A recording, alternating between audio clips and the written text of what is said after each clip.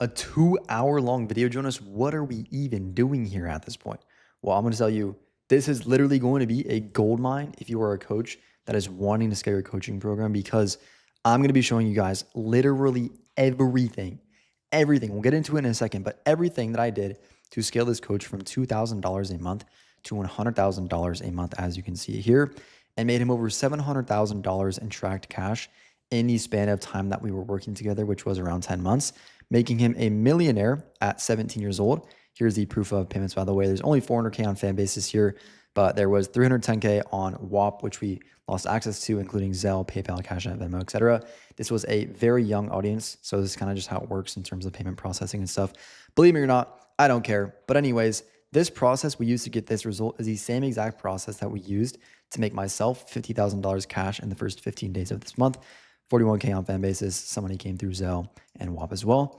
Other clients, $155,000 cash months, and even helping others scale their clients to multiple six figures a month as well. Now, before we came in and worked with this client, he had no proper funnel, no content system, terrible positioning for his offer, no visibility into data and metrics, no sales team, only a low ticket offer, and no fulfillment systems in place. And again, the reason this video is going to be genuinely insane for you if you're trying to scale your coaching program is because this is not just a content system that I used or the funnels that I used. It is literally everything compiled into one video, everything I did to make $700,000 cash for this client, the funnel ecosystem. So the VSO funnel, DM funnel, low ticket ascension funnel, how I built them, the psychology behind them and how they all work together. The Instagram Reels top of funnel and middle funnel strategy, which helped us grow to 460,000 followers on Instagram. The story strategy to convert leads, and the micro niche YouTube channel strategy, which helped us get 160,000 subscribers on YouTube and a lot of money from YouTube as well. I'm going to show you guys how we reposition his offer with a new opportunity to make him #1 in the reselling space, the entire tracking system that we used and every single metric that we tracked to identify bottlenecks and fix them, how we dialed in a sales team and actually manage a sales team, how we went about launching his high ticket offer multiple times, and then how we went about cracking out his fulfillment systems as well. Now, again, I know you're looking at this video. It's over 2 hours long, I'm guessing. This video is not going to be for the people who do not have the attention span. If that's you, this is not even worth watching in the first place. Just click off now. This is purely for the coaches who are ready, willing, eager, and wanting to scale their coaching program right now and are willing to put aside just 2 hours for the most insane sauce you could possibly get to scale your coaching program. So without further ado, let's just get straight into the video. First thing I want to preface is that when we were working with Lucas, we handled literally everything. So all Lucas had to do was just show up and record the content that we scripted for him, and then obviously coach the students that we brought in for him as well using our fulfillment systems. So I'll show you guys everything throughout this video, but the first thing that I want to get into is content, because this is where a lot of coaches get stuck, confused. They don't have a proper content ecosystem. They're not posting on Instagram correctly with an actual strategy. They have no idea what a micro niche YouTube channel is, and their YouTube channel sucks. So I'm going to be fixing this problem for you guys, which I'll get into first over here. Again, the content ecosystem is your foundation. It's the most important piece to this entire puzzle. And the stronger your foundation, the easier everything else becomes. Your content ecosystem is an interconnected network of content channels and assets, Instagram Reels, stories, YouTube, even like newsletters, TikTok, Snapchat, etc., all working together towards one goal: to take a complete stranger and turn them into a high ticket buyer in the shortest amount of time possible. So trying to speed up their sales cycle as fast as possible. Without this locked in, nothing else works, or maybe it will work, but not nearly as good as it could have.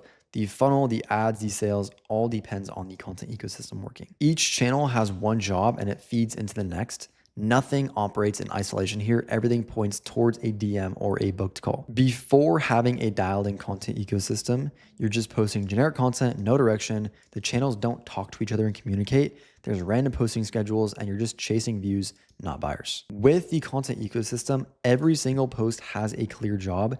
Your channels compound on each other. You have systematic content calendars, and strangers are turning into buyers on autopilot on a mass scale. So I'm going to be going over the main three when it comes to the content ecosystem: the Reels to gain exposure, the stories to nurture and convert, and then also the YouTube, which does the same exact thing as stories, nurturing and converting. So the first thing we're going to get into over here is Instagram, the Instagram Reels, the top of funnel specifically. There's going to be a ton of sauce here that you guys have definitely not seen before. So I'm really excited to share this. I think it'll give you guys a lot of clarity. So let's get into it. Instagram Reels, top of funnel, creates desire, relatability, and differentiation. And this is what has allowed us to scale to 480,000 followers. They pull the right people into your world. Top of funnel Reels don't sell, they simply attract. Overview of top of funnel content on Instagram. It is your brand awareness and attention capturing content.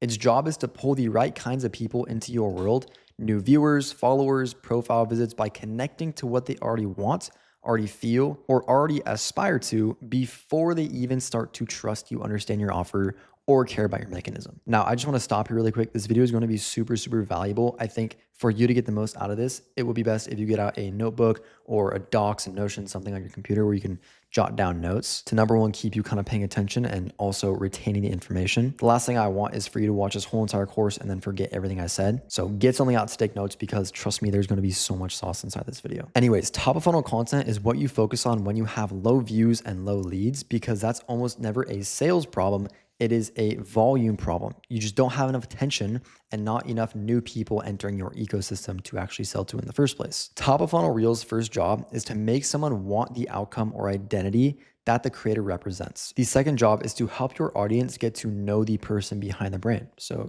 what do you like to do outside of work? What is your humor like? What are your beliefs, morals, and values, etc.? And the third job is to create differentiation and uniqueness, which kind of ties back up to here a little bit as well. Now there's formulas in terms of creating this content. Sometimes people look at top of funnel content and they just think, how can I make top of funnel content that will get a lot of views?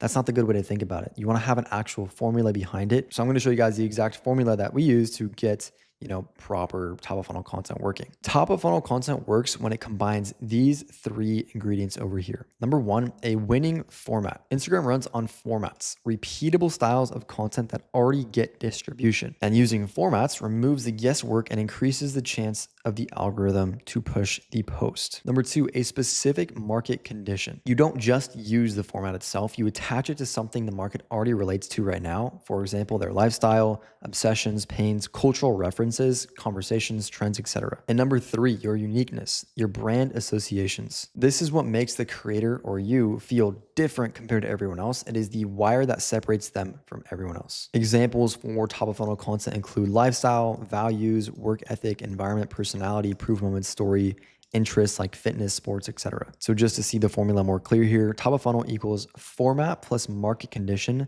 plus unique angle packaged around a desire that the audience has. Now, what does top of funnel content target? It usually revolves around one of these themes: a desire the dream follower wants, so money, freedom, status, skill, confidence, or lifestyle, an identity that they want to become, so the person who at specific age, building XYZ, whatever it is, a story that emotionally resonates with the viewer, but doesn't require them to understand your framework, a proof moment, so wins, behind the scenes, results, environments, etc., and a contrarian opinion that creates attention. So simple and broadly relatable. And this is why top of funnel often looks like viral content, but the real goal is not virality. The goal is scale while attracting your dream follower consistently, which if you don't know what your dream follower is, think about your ICP. Let's say you're targeting people who want to get into dropshipping or who are dropshipping. That is your ICP. Your dream follower would be people in the online business space as a whole. It is broader TAM, and typically when you make content like this, you attract more of your ICP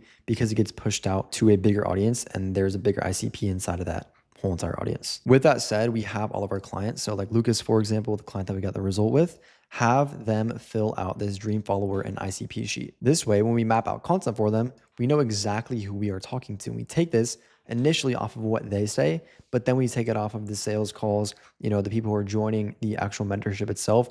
We do market research calls with them, etc., and then get deeper into the dream follower and the ICP over here. Now, how do we know that your top of funnel is actually working? It's working when you see rising views or reach, new followers coming in consistently, dream follower, but again, also the ICP. If you're just getting dream follower and no ICP whatsoever, you're doing something wrong. Increased profile visits, more shares and saves, and more who is this attention? If those numbers are flat, typically it's not a closing problem. You still could have a closing problem. But again, we need traffic in order to even close people in the first place. So it's typically just a top of funnel problem, not getting enough reach in the first place. Now, you have all this information. Cool. But let's get even deeper. How do you get top of funnel content ideas from your sales team? One of the fastest ways to generate high performing top of funnel content pieces is to pull ideas directly from your sales process. The reason this works is because top of funnel content is heavily driven by what makes your brand unique, what people resonate with emotionally, and what made them pay attention in the first place. And your sales calls and onboarding forms are literally a database to those answers. So instead of guessing what makes you different, you simply extract it from the actual buyers themselves and hear their real words. So step one, capture why they booked on sales calls. Your sales team should be asking questions like, why did you decide to book a call with us specifically versus anybody else? And through this answer, boom, tons of content ideas that you can then use to attract the same kind of buyers who are paying you the money. Step number two, capture why they bought immediately after the purchase. So as soon as someone buys, they should be going through an entire onboarding form that you have set up that asks them questions designed to extract top of funnel insights. So key questions that you should include, which we have on our onboarding form for pretty much all of our offers, is why did you buy from us specifically versus any other offer? What sets our brand apart? What was the final thing that pushed you over the edge to book and buy? And who else are you watching right now? And what do you like and dislike about their marketing? Even better, and this has been absolutely insane information to have from personal firsthand experience, have them record themselves answering these on video, because their exact wording becomes the hooks, the angles, and the script language that you can then reuse. When they're typing it out, it's usually less context. When they film the video, you usually get more context. You can literally have them screen share as well and have them go on your Instagram page, on your YouTube, show you what videos they actually watched and which ones, made them feel a certain way, whatever it was. It is the most insane thing you can do to get more content ideas. And then step number three, turn these answers into top of funnel outliers. The purpose of collecting this data is to identify the outliers that make your brand stand out, such as the identity people associate you with, the lifestyle and result they want from you, the unique beliefs they resonate with, and the specific moments that built trust within them. Once you know those outliers, your job is simple. Amplify them through top of funnel content as aggressively as possible to get more of similar buyers. So this is top of funnel content. If you can nail this, you will start getting a ton of the right kinds of followers and enough reach to then actually send people to a YouTube channel, a funnel, stories, etc., to actually then go ahead and convert them in the first place. Now, getting into Instagram Reels, middle of funnel.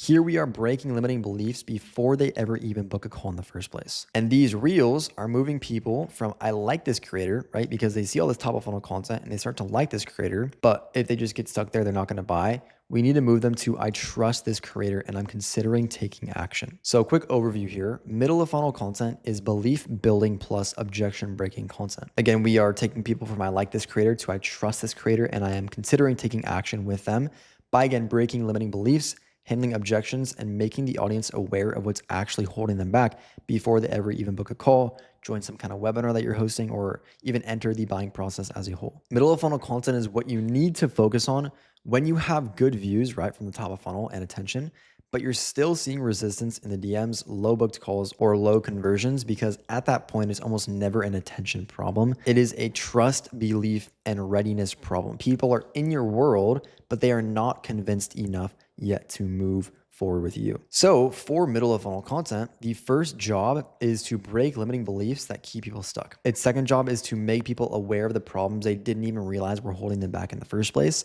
And the third job is to pre-handle objections before the sales process even begins. And again, just as the top of funnel content, there is a formula to go ahead and create this content too. So middle of funnel content is built around one main goal, creating movement. Now, what do I mean by that? At this stage, the viewer already knows you. They've seen your content, they might even follow you, and they're aware that you help people with something, but they still aren't taking action because there's resistance sitting in the middle. And that resistance usually comes from one of these three places. They don't feel the pain strongly enough, they don't fully believe in your solution, or they don't realize what they are missing. So the core formula of middle of funnel content is call out a pain, desire, or belief, prove it with context and results, create a shift, and make the next steps obvious for them. And the shift is the most important part, because middle of funnel content isn't just information, it's a reframe that changes how someone sees their situation. Now, there's entry points for middle of funnel content, and it usually pertains to one of these three things that I'm about to get into. Number one, a pain. This is calling out what's currently not working, what's frustrating, or what's costing them. The goal is to make the viewer feel that's literally what I'm dealing with. Then you either reveal the real cause, introduce the missing piece, or give them the correct solution. Number two, a desire. This is calling out what they want: a bigger launch, more booked calls, more consistent sales, a scalable system, freedom, etc. And the goal here is to make the viewer feel, I want that. Then you do the middle of funnel twist. You make them aware of what they don't have yet. And this is where you create that fear/urgency moment of, wait, if I don't have this, I'm not going to get that outcome. And then number three, a belief. This is calling out what they currently think is true, even if it is wrong. And the goal is to make the viewer feel, that's what I've been assuming. Then you break the belief and install the new one. The simplest way to remember middle of funnel is top of funnel gets attention by showing the outcome. Middle of funnel creates intent by showing the gap. Because once someone becomes aware of this gap, the next step becomes obvious to them.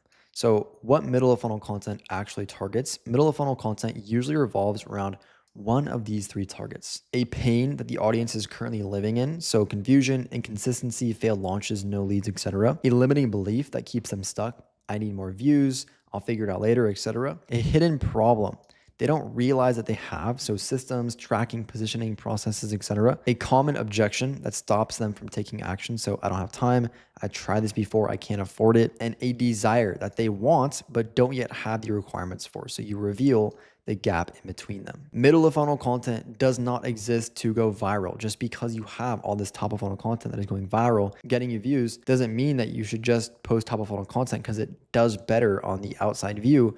Middle of funnel content exists and you need it because it creates conviction and readiness for your viewers to take action. Now, how do you know that your middle of funnel content is working? You will know your middle of funnel content is working when your audience stops feeling cold and starts feeling ready.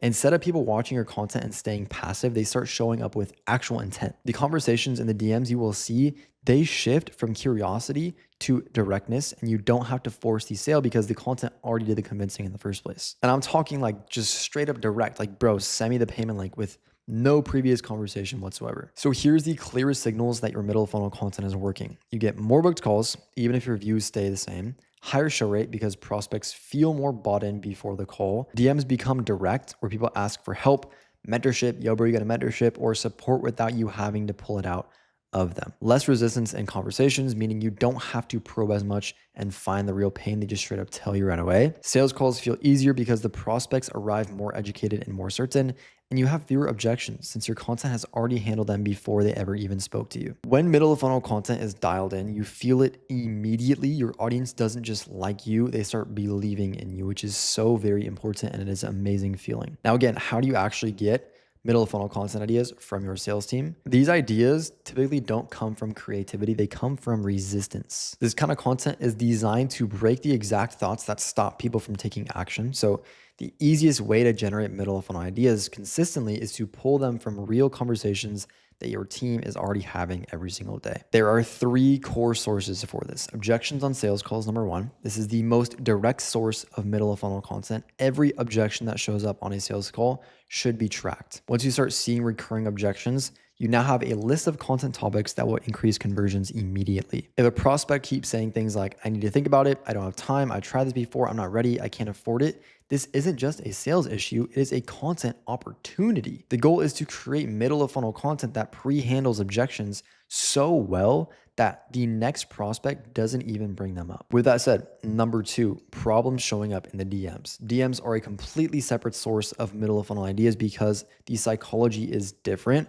On a sales call, people are more guarded and logical. In the DMs, people are typically more raw, more emotional, and more honest about what they're actually struggling with. This is where you will find confusion, insecurity, people being overwhelmed, fear of failure, fear of wasting money, I don't know what to do next, and the real reasons that they actually are not taking action. When you start noticing these same DM problems repeating, again, that is just your middle of funnel content. If 3 people DM you, for example, in the same week, asking about a launch, or they're just confused about a launch, whatever it is, or offer doubt, or not getting leads, you don't just answer them privately, you make content that solves it publicly and installs the right belief to everyone all at once on a vast scale rather than just 1, 2, 3 people inside the DMs. And then number 3, your onboarding form questions, patterns and content prompts. So The onboarding form should be structured to pull middle of funnel topics out of every new client that you onboard.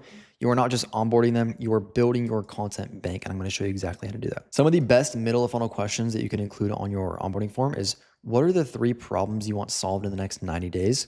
What are the biggest fears and doubts behind your goal? What is the number one thing that, if achieved right now, would make you feel satisfied? And what does your current situation and day-to-day look like right now? Once you collect enough answers, you'll start to see patterns. And patterns equals endless middle of funnel content. The simplest way to remember this is sales calls tell you the objections, DMs tell you the real pains, onboarding tells you the patterns. Once someone buys, you want to capture the exact thing that pushed them from interested to ready to buy. This is one of the highest leverage middle of funnel data points you can collect. And a key question that you should have is, what would have pushed you over the edge to take action sooner? Because this tells you what resistance was delaying the decision, which is exactly what middle of funnel content is meant to remove for future buyers. Now, that is middle of funnel and top of funnel reels on Instagram broken down.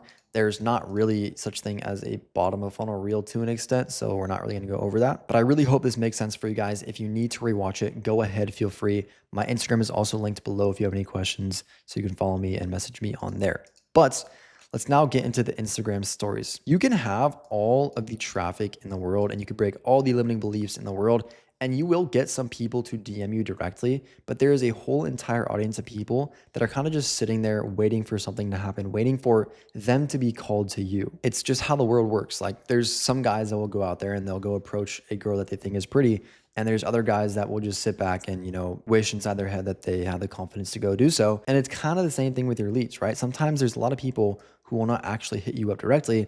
They need an Instagram story to call them out and invite them to your DMs. So I'm going to show you guys the exact story strategy that tripled Lucas's Instagram story views before I launched from 15K to 45K, which helped us make a lot more money, and also nurtured his audience to make us a lot more money as well, because this is the highest converting mechanism in the entire ecosystem. Reels, again, they equal attention, but these stories actually equal the conversion. So you need to make sure that you're doing both consistently. I'm just gonna go over this real quick because it's pretty simple structure, honestly. One day you do hard CTA showcasing your offer. This drives DMs and starts private conversations. Then you show client wins, which builds social proof. You share value, which builds authority. Share a personal story, which will build trust. Share your own wins, which builds aspiration, and then have soft CTAs for YouTube videos, free resources, etc., to just drive more DMs for your DM setter to go ahead and book more people on calls. Post every single day on your stories. Trust me, you will start making a lot more money, especially with a similar structure to something like this, because every story is a micro touch point that warms your audience towards a DM. Now, that was Instagram explained in terms of these stories, the middle of funnel content, and the top of funnel content. But for a lot of your viewers, a lot of your people that could potentially buy from you, this is not enough to push them over the edge. If you know anything about the Google 7-11-4 rule, you'll know that for someone to have complete trust and conviction inside of you, typically they need 7 hours of watch time with you over 11 different touch points over 4 different platforms. So this is one single platform right here, which you'll get some buyers off this, of course, but what we need, again, is the ecosystem to actually get as many deals closed as possible. So Instagram, if you have this dialed in, what this allows you to do is get all the exposure as you can, and then you can send it over to YouTube where you can actually get these 7 hours of watch time completed, nurture them a ton, and get a lot more conversions through here as well, which I'm going to show you guys the exact strategy to do so. So this is the micro niched YouTube strategy we use with Lucas to gain over 160,000 subscribers. Let's get into it. YouTube is another nurture and conversion mechanism. It is the only platform where, again, you can effectively pull off these 7 hours of watch time if you're not doing like streams on Twitch and stuff like that. Because on Instagram, you need 500 plus videos to pull this off for them to watch the whole entire video all the way through.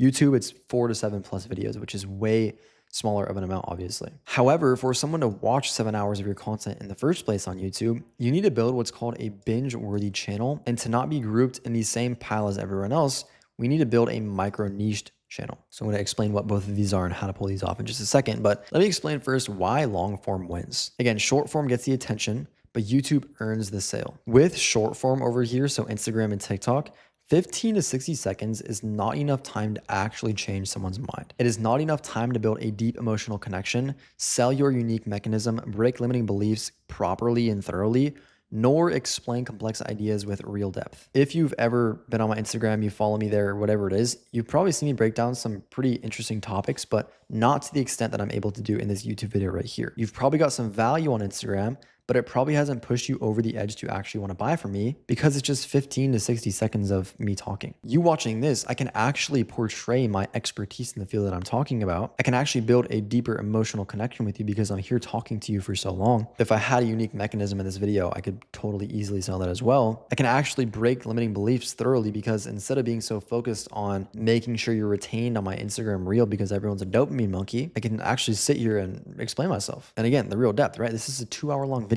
I can go in insane depth. And again, that's why YouTube is so important because you get real time with your viewer enough to actually move them. You can tell the full story your way, explain why the opportunity matters, show exactly why your approach works, and build enough trust to actually sell. Now, there is 3 specific questions that your YouTube content needs to answer, and even Instagram Reels as well. When someone is evaluating whether to work with a coach, there is really only 3 questions that they're asking.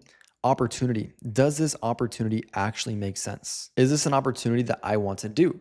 Does it make sense based off the problems and desires that I have? Connection. Do I vibe with this person? Is this someone that I would actually want to spend time with? Do I like how they think? Do they seem like someone that I get along with? Could I see myself in a coaching relationship with them? And credibility. Can this person actually help me get results? Do they have proof that their method works? Have they helped people like me? Do they seem credible and competent? Will I actually get the outcome that I want? And the best way that you can answer these questions is with these 4 content formats on YouTube. Raw sit downs, where it's unfiltered, you can build trust very fast. At the end of the day, these sell the person. They will make viewers think, I like this guy, I trust this guy, I want to learn from this guy. Vlogs, so lifestyle proof, day in the life. At the end of the day, these sell the world. They make the viewer think, I want that. I want to live like that. I want to be in that circle. Value breakdown, so deep expertise, which removes doubts. At the end of the day, these videos sell the brain. They make the viewer think, this guy is actually smart. He understands what he's talking about and he understands me. This is deeper than what I have seen before. And then finally, case studies, obviously. Client results equals social proof. These sell the actual program itself. I know it doesn't really say that there, but they make the viewer think, this is real, this works, and I need this. So lock in these 4 content formats on YouTube and you will absolutely print. And the last thing I want to mention here is micro niching. So if you look at all these videos, you'll kind of see like, I quit normal reselling and made 1.1 million before 18. The truth about Facebook bans, like this is just very niched and specific. How to actually resell Moissanite, which is again very specific here. How I made 13K in 30 days reselling on Etsy, very specific. How I get the cheapest shipping rates as a reseller, that is insanely specific and micro niched. How to make guaranteed profit on StockX and Go. These are just very, very specific problems that people are having, which makes it micro niched. And I want to explain the importance of this. Imagine everyone is shouting in a crowded stadium. Everyone is talking and no one is actually listening to you. Now imagine a small room where everyone is attentively listening and every single word lands. That is the difference here. YouTube doesn't reward views up here. It rewards watch time and consistent behavior. And micro niche channels do this best because the audience is so similar, the algorithm learns fast. And that is why 500 views, small amounts of views, as you can see here, can still make you a lot of money because you're calling out such a specific problem and speaking to a specific person rather than being super top of funnel where you're not really targeting anyone. So with that said, you guys now understand the content ecosystem, you understand how to post on Instagram, and you understand the YouTube strategy as well. But with all this in place, if we don't have a funnel, we're not actually going to be able to convert these people into buyers. So without further ado, let's get into the funnel section. All the funnels we used, how we built them, how they're set up psychologically, etc., to make the most amount of money as possible. Let's get into it. The goal on the funnel side of things is to take leads from viewers to high ticket paying customers. And we're using the Ascension funnel, which is crucial to our success. So when it comes to funnels, it's good to have multiple funnels, but you want to have one main funnel. So all the other funnels should be working towards getting these people into this one main funnel. A quick overview of what this kind of looks like. There's kind of 2 ways to look at this. Number 1, you can look at it from the value ladder perspective. So you're giving these people free value on the front end. So for example, YouTube videos, free training webinars, bootcamp email sequences, right? You're giving them free resources to nurture them and then also upsell them into a low ticket program, product, whatever it is. For us, we have a premium Discord, and then he also has physical products that he sells as well. But the goal from here is to get them to step up one more time and pay for a high ticket coaching program. So this is the value ladder, as you can see, starting from free, going to low ticket, and then moving into high ticket. This is very effective. Another way you can look at this is the ascension funnel. So basically on the front end, you're starting with free resources. So your front end bait, the goal is to funnel these people into this low ticket. As you can see here, this is going to be our nurture system. And our goal here is to funnel people into the high ticket, which the high ticket is our upsell. And the goal is to get students crazy results. That way, people come and look at this and they're like, yo, this is really good. People from here, they're like, yo, people are getting really good results at this highest tier package. Let me get it as well. This is kind of what we're going to be covering. I'm going to show you all the ways I set up my value ladder and also the ascension funnel to hit this $70,000 a month ecosystem. So we are going to start with my one main funnel, so this all makes sense. Everything is revolved around this one main funnel, so I need to, show you what this is first. Our one main funnel is the VSL funnel, which is our highest tier package, which is our high ticket, our upsell. And of course, the goal is to get students crazy results. But this is our one main funnel. Basically, proper headline, this offer can be removed at any time. Learn exactly how you can make your first $5,000 to $23,000 per month by simply reselling luxury items and electronics. I make $45,384 every month doing this. They watch this video, which is a VSL, and then they go ahead and apply for their free strategy call through a Typeform, answer some qualifying questions, yada yada. There's some student case studies down here for some extra social proof. All these buttons go back up to this Typeform up here for them to fill out. Then from here, there's two things that can happen. There's two different redirects. If they have under $500, if they answer that on the form, what happens is they get brought instantly to this page right here, which is a congratulations page. Your application has been submitted. Here's a quick YouTube video letting them know they're going to get called by one of our dialers to see how we can help them out. And then also some frequently asked questions, some more student results to really warm them up before we call them. If they answer over $500, which in our eyes is semi-qualified, they're going to be brought to this page to where they can book a call. So boom, they could book a call. Once they book a call, it's the same exact page, except the headline is just a little bit different. Simple. We have our dialers. I have my dialers dialing both people who applied and people who booked a call. If they are qualified, they're going to confirm their appointment. If they're unqualified, they're going to cancel their appointment and send them free resources. Or if they, applied, we're going to book them on a call, yada, yada. Okay. Then if they're confirmed, we are going to send them to the closer to close the lead. If they don't close, we add them to a follow-up sequence to hopefully get them on a call in the future. If they do close, we're going to onboard the student.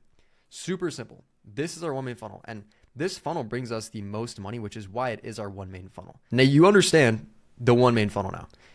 I'm going to show you how all of the other funnels I have set up all work towards bringing these customers to this one main funnel. Because remember, I told you, we want all of our other funnels going somehow in some way, shape, or form into this one main funnel because this brings us the most money. So we're going to start with the free Discord funnel, which is the front end bait, which I told you about earlier. It's a free resource and the goal is to funnel into low ticket. So we have about 12,000 people inside the WAP, but only about like 8,000 of these people actually join the Discord, which is where we host everything. When these people join, it's not just a typical Discord where you join and it's like everything's everywhere, right? We want to have a systemized process which effectively upsells people. So we have an onboarding system set in place where basically when people join, they can't see anything other than this little red circle with their name in the top left. Once they click on that, it's just an onboarding sequence. Yo, welcome in. Here's what we have to offer. Here's a quick video, which is a VSL to upsell them to the premium Discord. Here's a quick offer stack. Once they click next into our premium Discord, they can click join premium, which is an upsell, or they can click join free section, which they'll give us their name, their email, and why they couldn't join the membership. And after they join, the first thing they see, if they go free, if they buy, cool. If they don't, the first thing they see is the video again, which is the upsell to this page once again. So we're already instantly trying to upsell these people as soon as they join the free section. If they don't, it's fine. They're still inside of our ecosystem now. So they're in our free Discord, which we have so many touch points, as I can show you, to still go ahead and upsell them. So our goal here is to build goodwill, nurture these people, and then also upsell these people effectively, right? So We have tons of systems in place for this. Number one is our support tickets, with the goal being to nurture and upsell these people. So inside of this Discord, people have the ability to create a support ticket where we have 2 mods who will answer their questions, build goodwill and trust with these people. They will mention premium. So for example, if someone has a problem with something specific, our mods will go ahead and say, yo, we have this in premium basically. Why don't you join? They'll sell the premium, and their incentive is that they get 33% of each sale. So these mods do really good in upselling. It's very good. We also have announcements. Our goal here is to nurture and upsell people. Same thing as over here. So we just send, mentorship announcements. If we're opening up spots for the mentorship, YouTube posts, free call recordings, niche news announcements, motivation announcements, which is actually very cool as well, because this creator is sending old videos of him when he had first started the business model basically, which correlates to everyone else who's getting into it, which builds trust to this creator from the audience to the creator, because they're seeing his kind of like more vulnerable side, right? Motivation, premium discount announcements, very cool, nurturing and upselling people all the time. And then also these as well. So free resources. Our goal here is to nurture and upsell as well. We have free guides, free tools, free suppliers, good stuff. Also, group calls. This one is actually very important, and we actually get a lot of sales through this, so pay attention. Our goal here is to create FOMO and then also upsell and nurture people as well. I'll get into it. So if a free member is inside of our community, they will be able to see our call channels, but they won't be able to join. So what happens is when people are in our calls, our premium meets or our inner circle meets, the free members are looking in. They're like, yo, all these guys are talking to the creator right now, but why can't I join? Because it's locked for them, because they don't have the roles yet. So what happens is every time we go live for a premium meet, about like 5 people join up because they want to join in the call. It creates FOMO because they can see it, but they can't join. So this is cool. And then also we have free meets every like 2 months or so, which gives a little bit of a sneak peek into the premium, which also builds goodwill, value, all that good stuff, which upsells people in the future. Also an upgrade section. This whole goal here is just to upsell. There's no nurturing. It's literally just like direct links to apply, upgrade, and then also student results and reviews. So a little bit of nurturing with the student results and reviews, but very simple. Also, last thing for the low ticket is community. The goal here is to nurture and upsell people. So the chat is very active, and we have the mods constantly talking to people inside of here, helping them and bringing them to support tickets to upsell them. And also people post their wins, which shows people that this business model is legit and that Lucas's students are actually making money with this help. This is the free Discord basically. And so we just talked about funneling people from free into low ticket. These are all the systems we have in place for that. There's even more, which I'll show you later. But how do we go about funneling them from low ticket to high ticket? So we've done, again, free to low ticket. Now we're going from low to high ticket, and I'm about to show you how. This is one of the ways. Again, I have tons of funnels in place for this account, this creator, right? They're everywhere. But this one in specific is the premium Discord funnel. So again, low ticket, which is our nurture system, and the goal is to funnel into high ticket. As soon as people join the low ticket for $59.99 a month, what happens is they get instantly redirected to this page right here. So congratulations, you have premium access. It's showing them how to join basically. And then after, as you can see here, watch your first training video, learn exactly how to do blah, blah, blah. Like I showed you before. Up here, this is our one main funnel, right? Because this makes us the most amount of money. So once people are in a buying state after buying premium, we want to keep it rolling. We don't just want to stop there. We're going to instantly upsell them to the mentorship.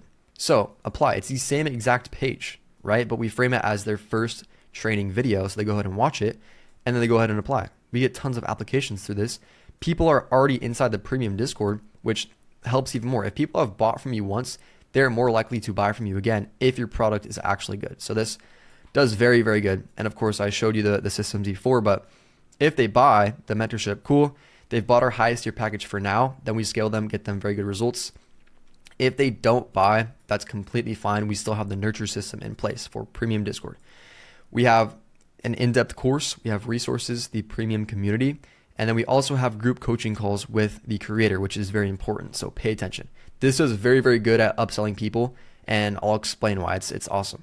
So inside of these premium calls, we do them once a week. Members get to know, like, and trust Lucas, which is one of the most important things when it comes to selling people on mentorships is they need to know, like, and trust this person, right? So this is one of the systems we have in place to effectively do that. So Lucas is building a ton of goodwill and relationships with these people. And over time, they get to the point to where they need extra help. And since Lucas was there for them this whole entire time, the only option in their head is to kind of work one-on-one with this creator, right?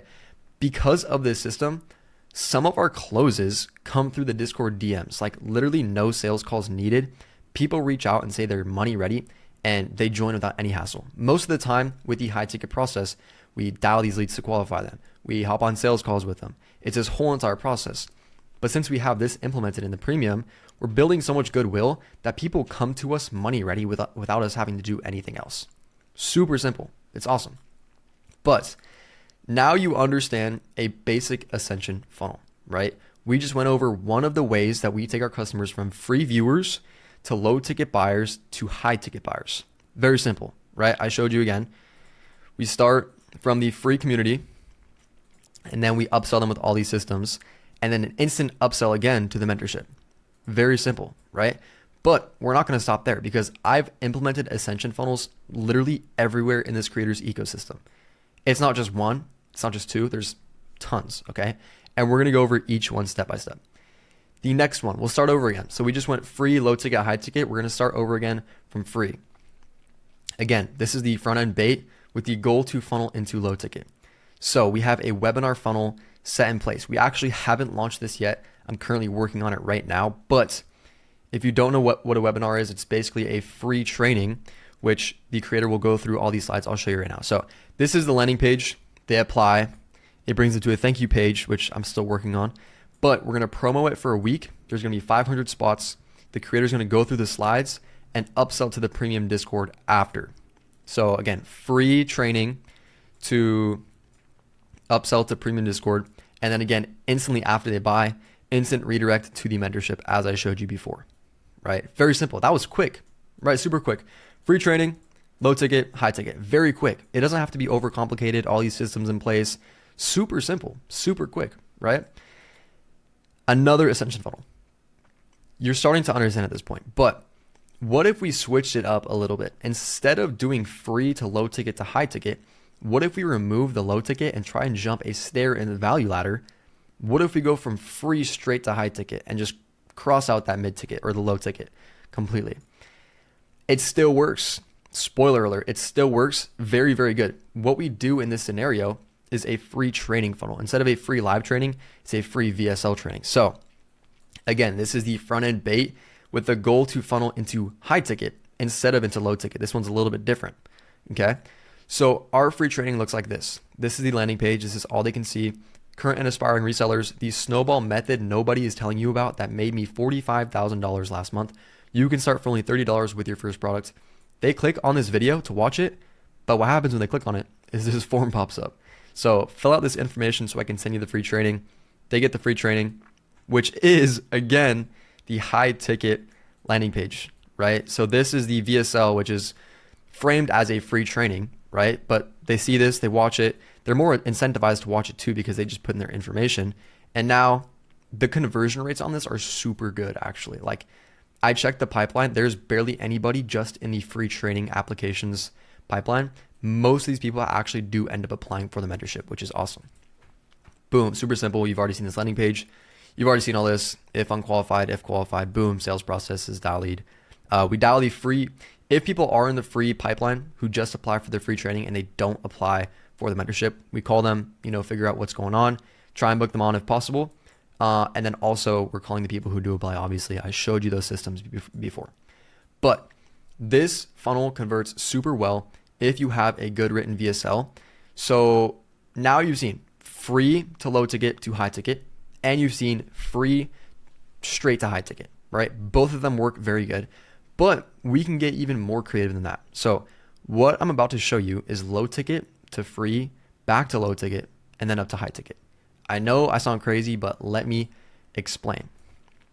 We are going to start with free resources. So front-end baits, funnel into low ticket. We have a bootcamp funnel set in place. But this one's a little bit different because instead of starting with free, actually it starts with a low ticket. So my creator has a Shopify store set up where people buy products from him, right? These are vendors. So I have an automation set up. When people buy, this is the low ticket products. This is starting from low ticket. When people buy this, instantly you have a Zapier automation that new order from Shopify, add tag to ConvertKit subscriber, right? This person is automatically going to be added to a 5-day email sequence, which is basically the goal is to filter out cold emails because a lot of people put in their fake emails for some reason. It's kind of weird. They don't get their products because they can't get an email to them, but filter out cold emails, nurture these people and upsell them. So we have a 5-day sequence pitching a 4-day free reselling bootcamp. This is what the opt-in page looks like. These emails are basically like, yo, if you want this, click here, whatever. It brings them to this page to apply for the free bootcamp. If the email doesn't sign up within those 5, 6, 7, 8 days, they're going to get deleted because they're most likely cold. I don't want to be paying for cold emails. If the email does sign up, they're going to get instantly redirected to this page. So at this point, they sign up for the training. Your training has been sent to your email. Watch this video before you leave. Okay. And then this is another VSL, but instead of a VSL for high ticket, this is going into low ticket. So this is what the page looks like. Offer stack, more Q&A, student results, all that good stuff, right? Who Lucas is. So we started from a little bit of a low ticket products, right? These are like $40 to $9, right? Then we go to free, back to free, nurture them a little bit more. Then we upsell them on to the Discord Premium, which is another low ticket, right? And again, if they buy, what happens is, cool, we made some money, and now they're in our nurturing ecosystem. And again, that redirect, boom, simple, redirected to this upsell page for the mentorship. Super simple. If they don't buy, no problem. Watch this. They are going to be added into a 4-day reselling bootcamp sequence, which is what I was talking about before. This email sequence is just completely straight value from the first day to the 3rd day, just straight value. Here's how you start. Here's how you scale. Here's some secret tips and tricks, all that good stuff. On the 4th day though, we're going to pitch them back on the Discord Premium, which is the same exact page.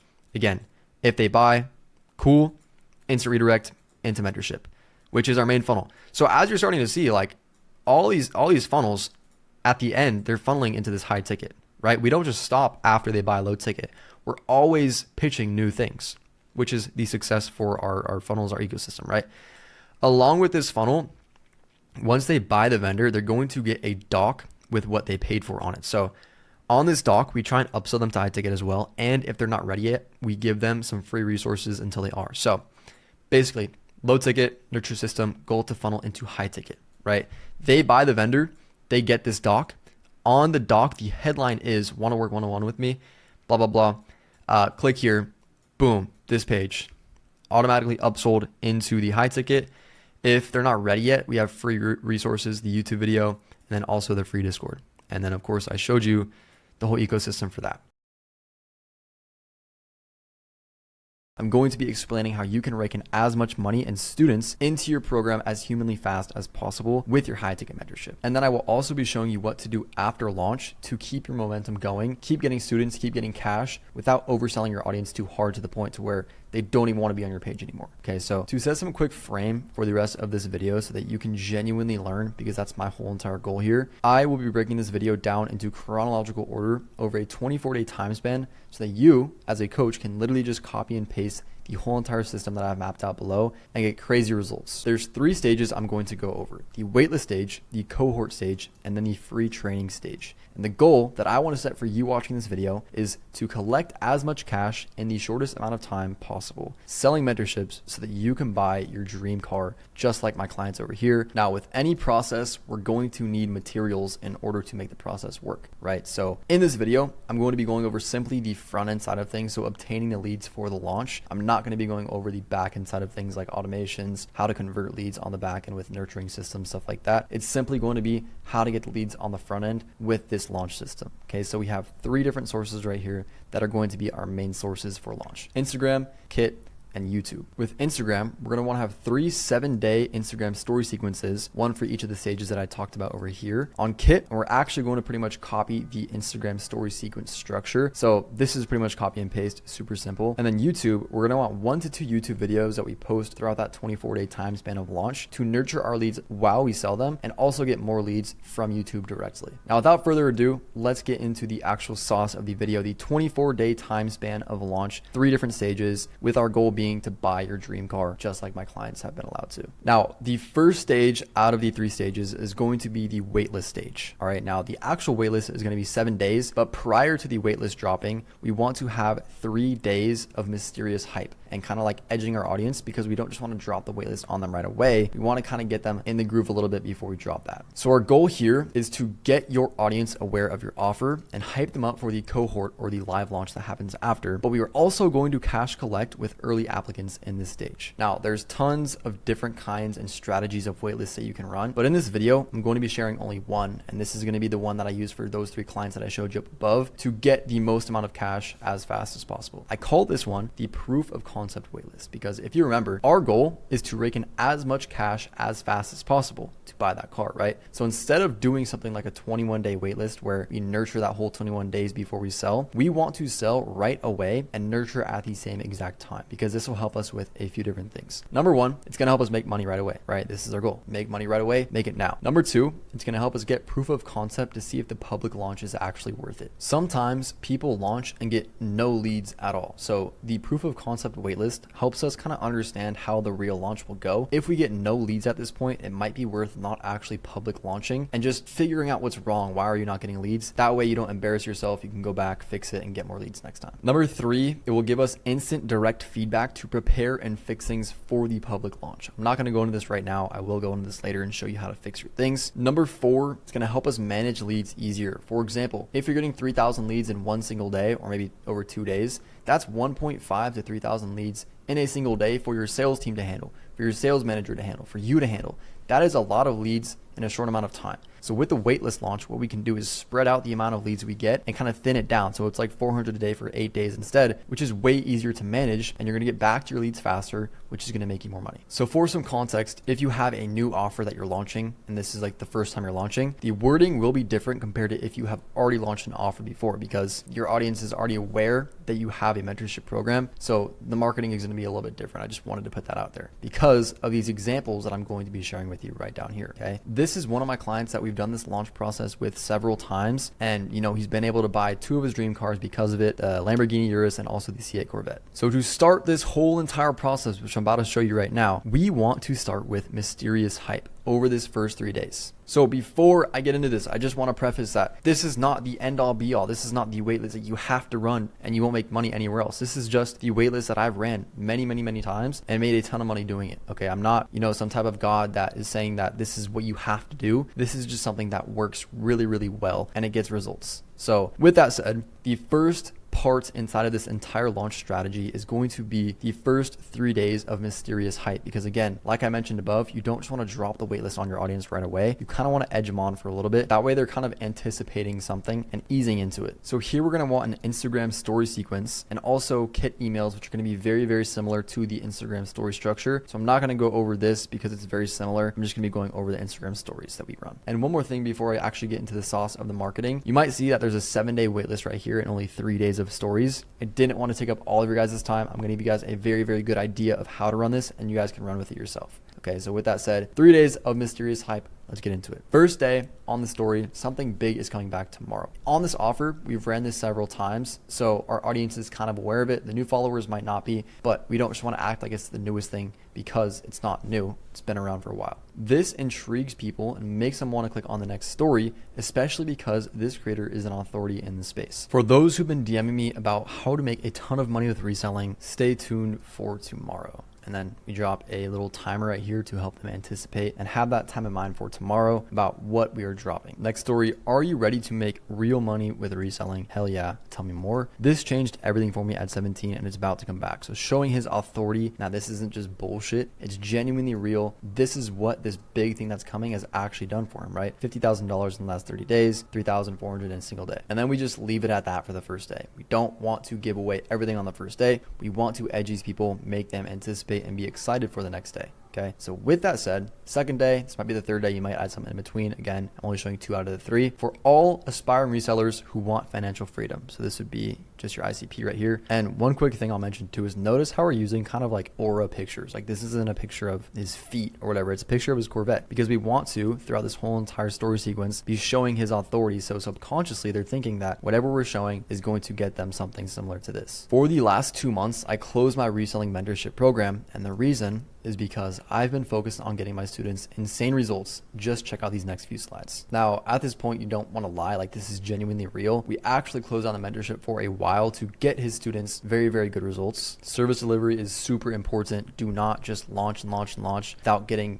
student results. And also having student results will help you make story sequences like I'm about to show you, which will get you a lot more leads, a lot more trust, and a lot more money. Next slide, Jerry showing case study, 15-year-old making 30K a month. Next slide, Outlaw, 36-year-old dad doing 30K a month. Next slide, Breezy, 17K, 5K a month. Just spam results as you can see. And then waitlist opens tomorrow. Who's excited? All right, we're getting people engaged because what happens when we put polls like this is our stories will get pushed to more people, which means that when we launch the waitlist tomorrow, which is this section, we'll have more eyeballs on it. So as you'll see again, a few things here, the Corvette, like the nice pictures, which subconsciously I told you that. But number 2, you're going to see engagement posts as well, like polls. There's going to be questions and stuff over here because the more and more our audience engages with our stories, the more and more people it will get pushed out to, and the more eyes we have on it, the more cash we make. So with that said, we just leave it here. Now they know what it is. They don't exactly know the offer, but they know what's coming and they know that it's coming tomorrow. So they'll be here for the early access tomorrow. So this is the first stage, the mysterious hype, which, just kind of eases the audience into what we're about to do instead of just dropping this waitlist, which I'm about to show you right now. So the next 7 days, we are going to be doing a waitlist. Okay, this is gonna be the promotion, is the waitlist. We're gonna have the story sequence again, and then the emails on Kit are gonna be very, very similar, just like before. This waitlist time span should be 7 days long. However, I'm only gonna be showing you guys 3, again, to save some time. I'm gonna give you the best idea you can get about it, but again, I'm not gonna show you the full 7 days. So my reselling journey started back in March 3rd, 2024. Here is exactly what happened. Stories are very, very important. Not an Instagram story, but like personal stories are very, very important when it comes to marketing, when it comes to selling. So we don't give a full in-depth story. We do in some videos like these, but on this slide, it's really just talking about his journey. Okay. And the important part here too, is that we don't want people to think that doing whatever the business model is insanely easy and they're going to get results like right away without having to do any work. Because genuinely,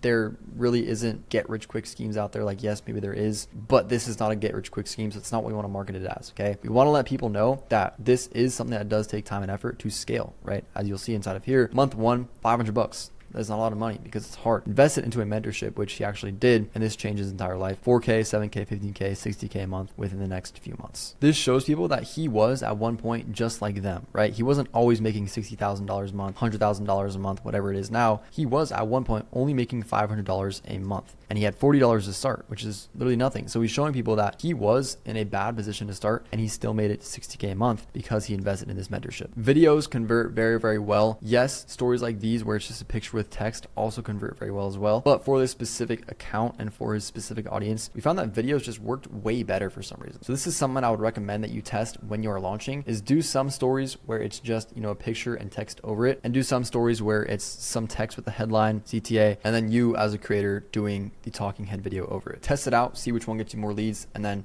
push that one a little bit more if it does get you more leads. From there, we're building scarcity. Only 20 spots will be available. Waitlist members will get access 24 hours early. DME Mentor for access. And then we have the official drop day countdown for the public launch, which is the cohort. Now, as you've probably noticed, right, we have some CTAs in this section. This is the waitlist. We have a ton of people DMing us mentor at this point to apply for the mentorship. Now, like I mentioned before, right, we don't want to get people on the waitlist and nurture them for 21 days because we need to buy this car. We need to make cash right away. So as people are DMing us mentor to apply for the mentorship, we are having sales reps, our dialers, call them up right away and then setting them on calls with the closers if they're qualified and getting sales literally on the first day of waitlist. So keep that in mind throughout this whole entire waitlist process right here. Okay. All right. Now throughout this 7-day launch, at a certain point, you're going to want to have a question story just like this, where you're talking over questions box over here, asking people what questions they have about your mentorship. Okay. Because what this is going to do is it's going to educate your audience, which is going to make them more likely to apply. Number two, it's going to break down objections too when they do go ahead and apply and, you know, hop on the sales call, stuff like that. They're not going to have certain objections because we handle it over here. Now for us, we usually get some decent questions that we go ahead and answer. Sometimes, maybe especially if you have a smaller audience, you might get some stupid questions that don't make sense to post. So you can honestly make your own questions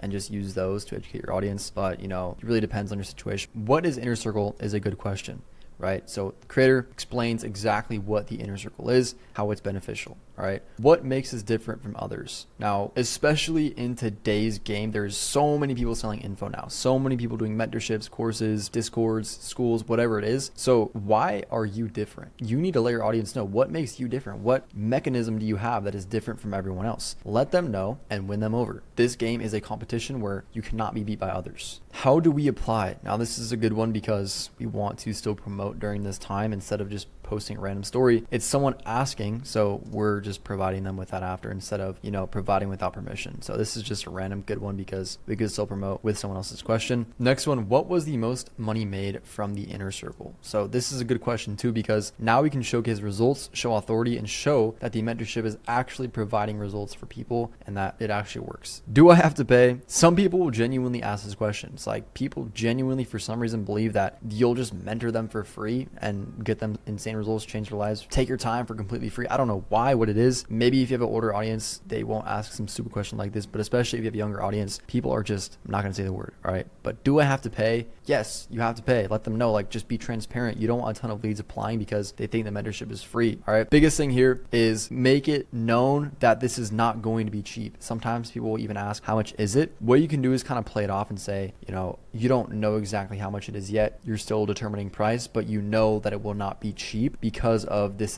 that. This attracts a more sophisticated, richer audience when you answer a question like that, because you are letting the people that do not have money to invest know that this is not for them. Now, the last story for this particular day is going to be something you haven't seen yet in all these other stories. It's going to be the close friends story, as you see here, right? Back in the day, we got this creator 100,000 of his followers onto the close friends using a close friends bot. However, I honestly don't know what happened with Instagram. I think they shut this down to where you can only get 7,000 people on at a time now. But with this creator, we still have those existing 100,000 followers. So we use it every now and then, even though he has, you know, way more followers now. Two things that I want to mention here. Number one is when you have a close friends story anywhere inside of your story, it's going to show all these other stories as green as well. Just from an outside perspective, when they're looking at that top list, there's like purple and then the green, that's going to be towards the front. So this pushes the close friends, which makes more people click on it. And number two is we are going to market this specific close friends story in a specific way. Okay. What I mean by that is these people, there's only 100,000 people on here. Okay. So that means they were the first 100,000 people to follow him. So we want to let them know that. Thanks for being an OG. We have an opportunity for them, right? You have an opportunity for me. What is it?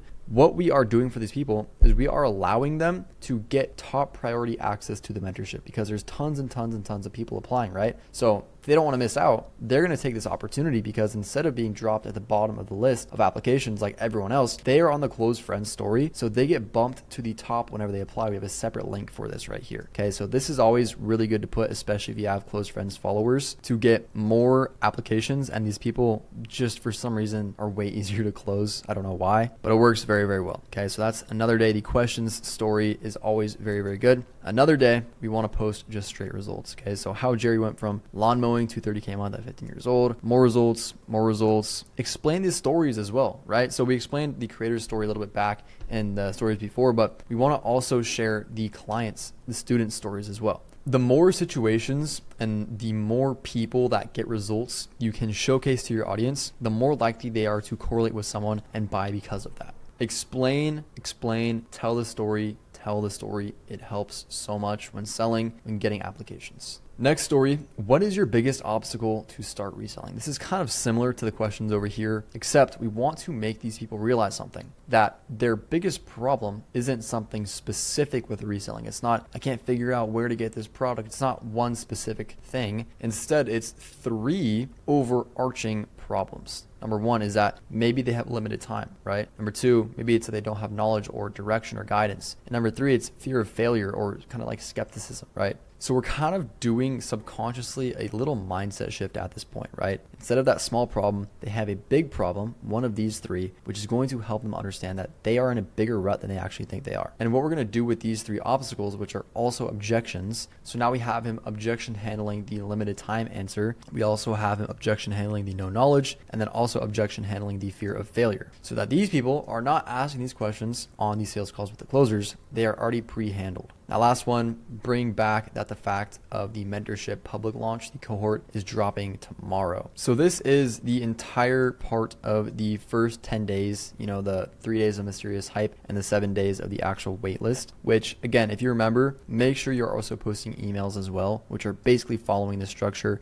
answering questions email, for example, or results and, pre-handling objections emails. It's basically following the exact same structure as you're posting on Instagram. Okay. So throughout this stage, you should be getting a decent amount of students in with the early access kind of side of things, making a decent amount of cash. All right. But we're not done yet. Even though we made a good amount of money here, we still haven't bought that car. We don't have enough money for that yet. So what we need to do is continue this with the public launch that we've been talking about the whole entire time over here. So next we have the cohort live launch stage, which is 7 days long. And our goal here is to rack in as many applications, booked calls, and closes as possible, and also build scarcity for the mentorship. So we've already technically launched on the backend side of things. However, from a marketing standpoint, the consumers take this stage as the public launch where if they don't apply now, they won't have the chance again. And you need to instill that inside their heads, right? Because maybe you're not launching again. If you are, let them know it's going to be far-fetched in the future because you want to get results for these students, right? But at this point,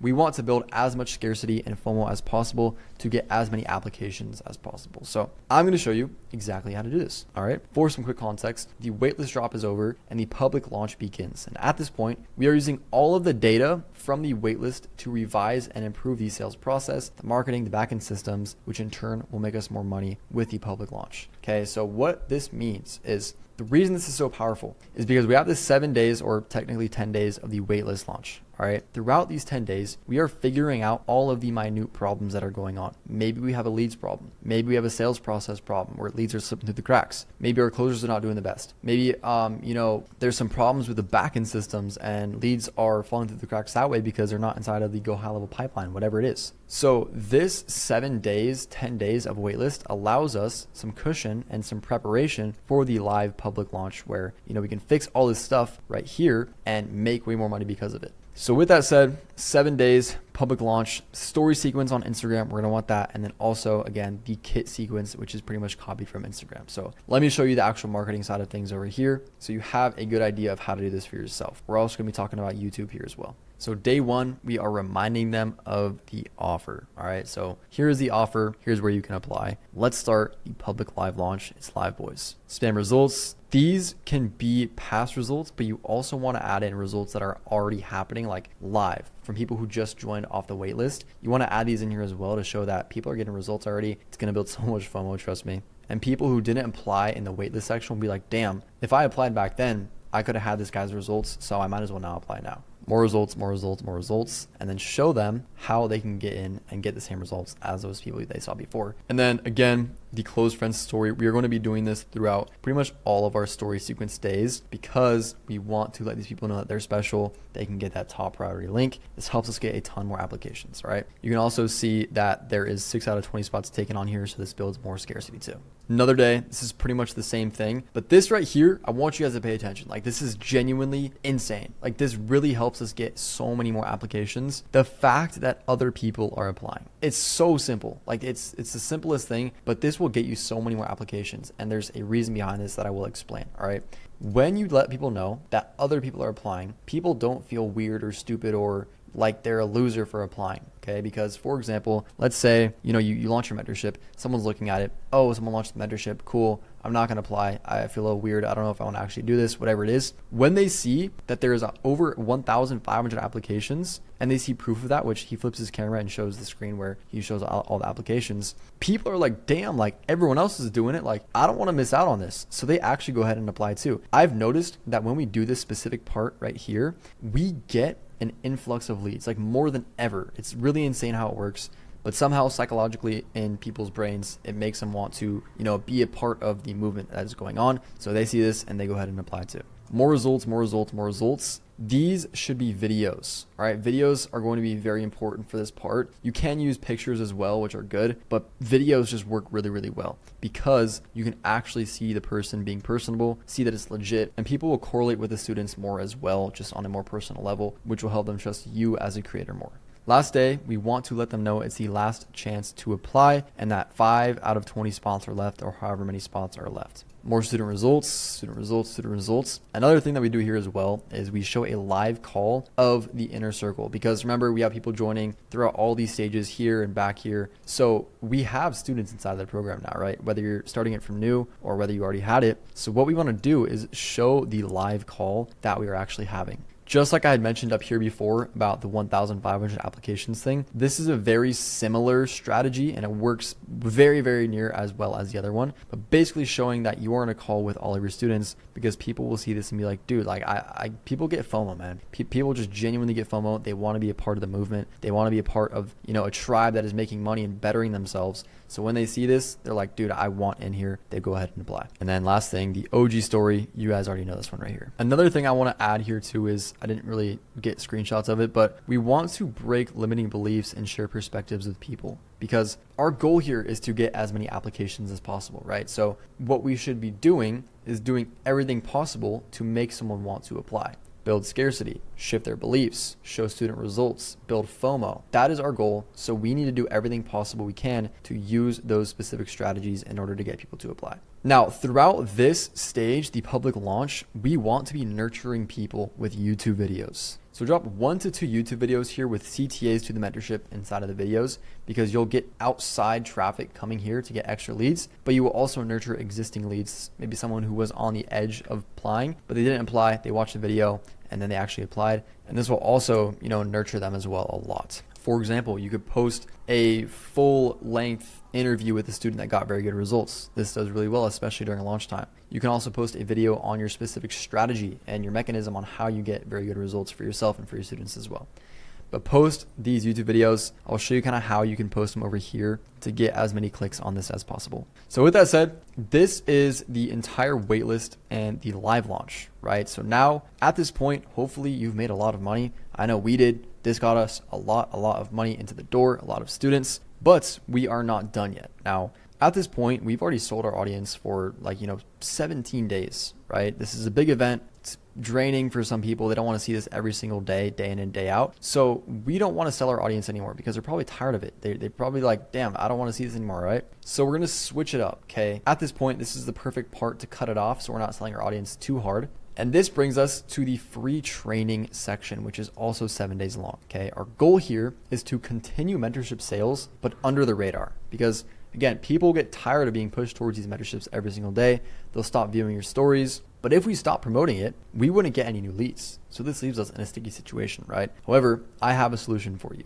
This is called the free training funnel. So instead of hard selling people on the mentorship, we can switch it up and provide them with free value instead. But I still need more money to buy my car. How is free value going to help me do that? You're probably wondering right now. I have an answer for you. We put the free value into a funnel for people to access the free training.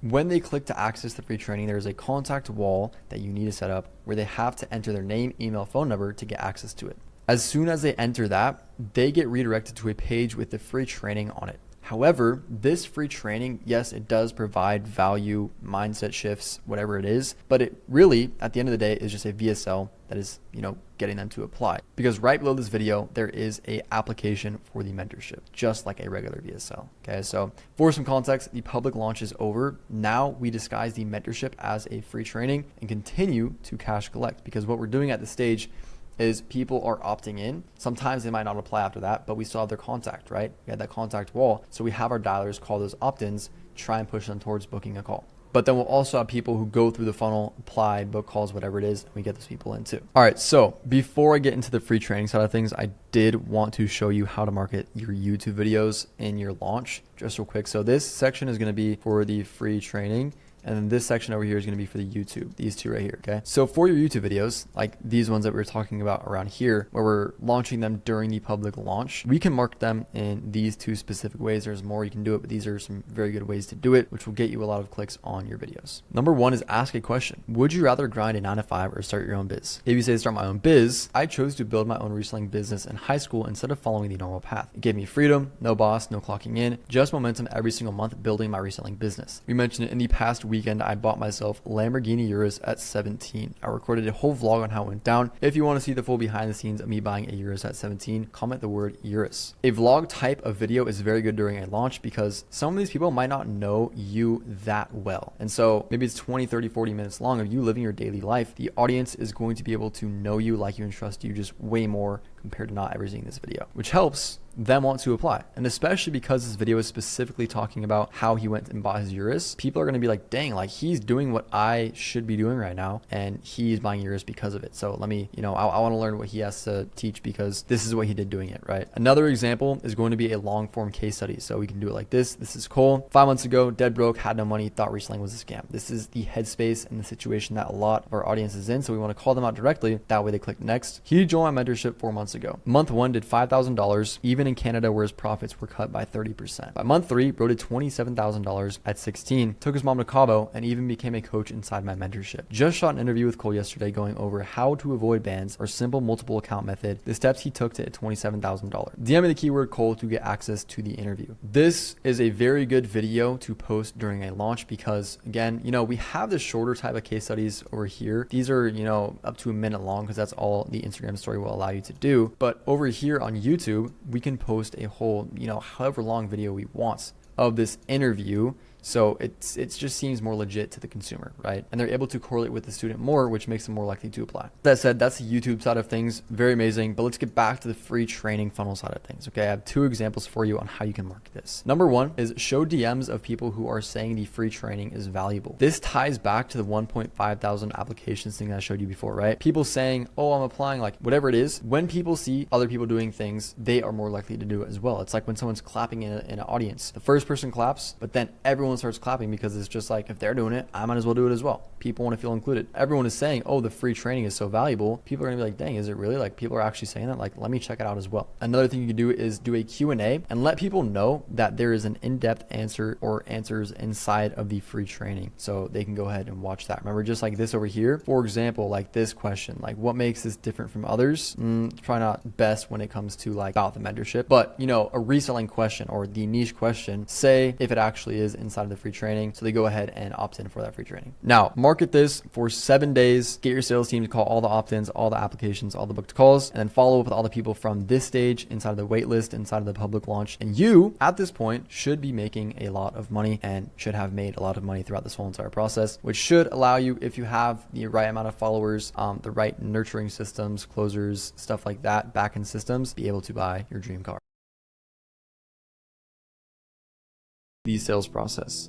The goal here is going to be to up your show rate and your close rate. And again, every single pillar inside of this whole entire process, this whole entire slide that I'm showing you guys, is going to be very important. None is more important than the other.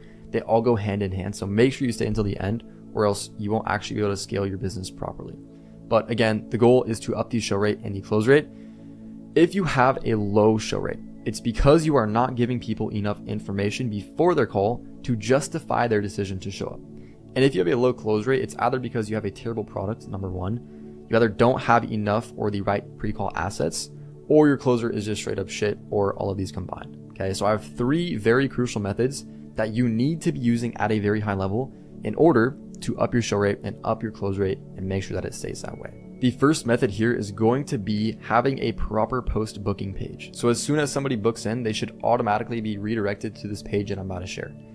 If the lead has never been in contact with your email before, your calendar invitation will look like spam. I don't know why, but Calendly and all these other calendar integrations nowadays, they made it so that when someone books in a call, it won't automatically add it to their Google Calendar, and they have to manually go ahead and accept that invite again if they haven't been in contact with your email before. So what we have to do is at the top of the page, we need to give them instructions showing them how to accept it, or we need to do some development and add a button which automatically accepts it for them, which we do for our clients, but I'm not going to explain how to do that in this video. But from there, the rest of the page should be for framing. So your goal is to be to resell them on the fact that they booked the call, because a lot of people in this space have the misconception that the lead already wants to buy just because they booked in the call. And this honestly could not be further from the truth.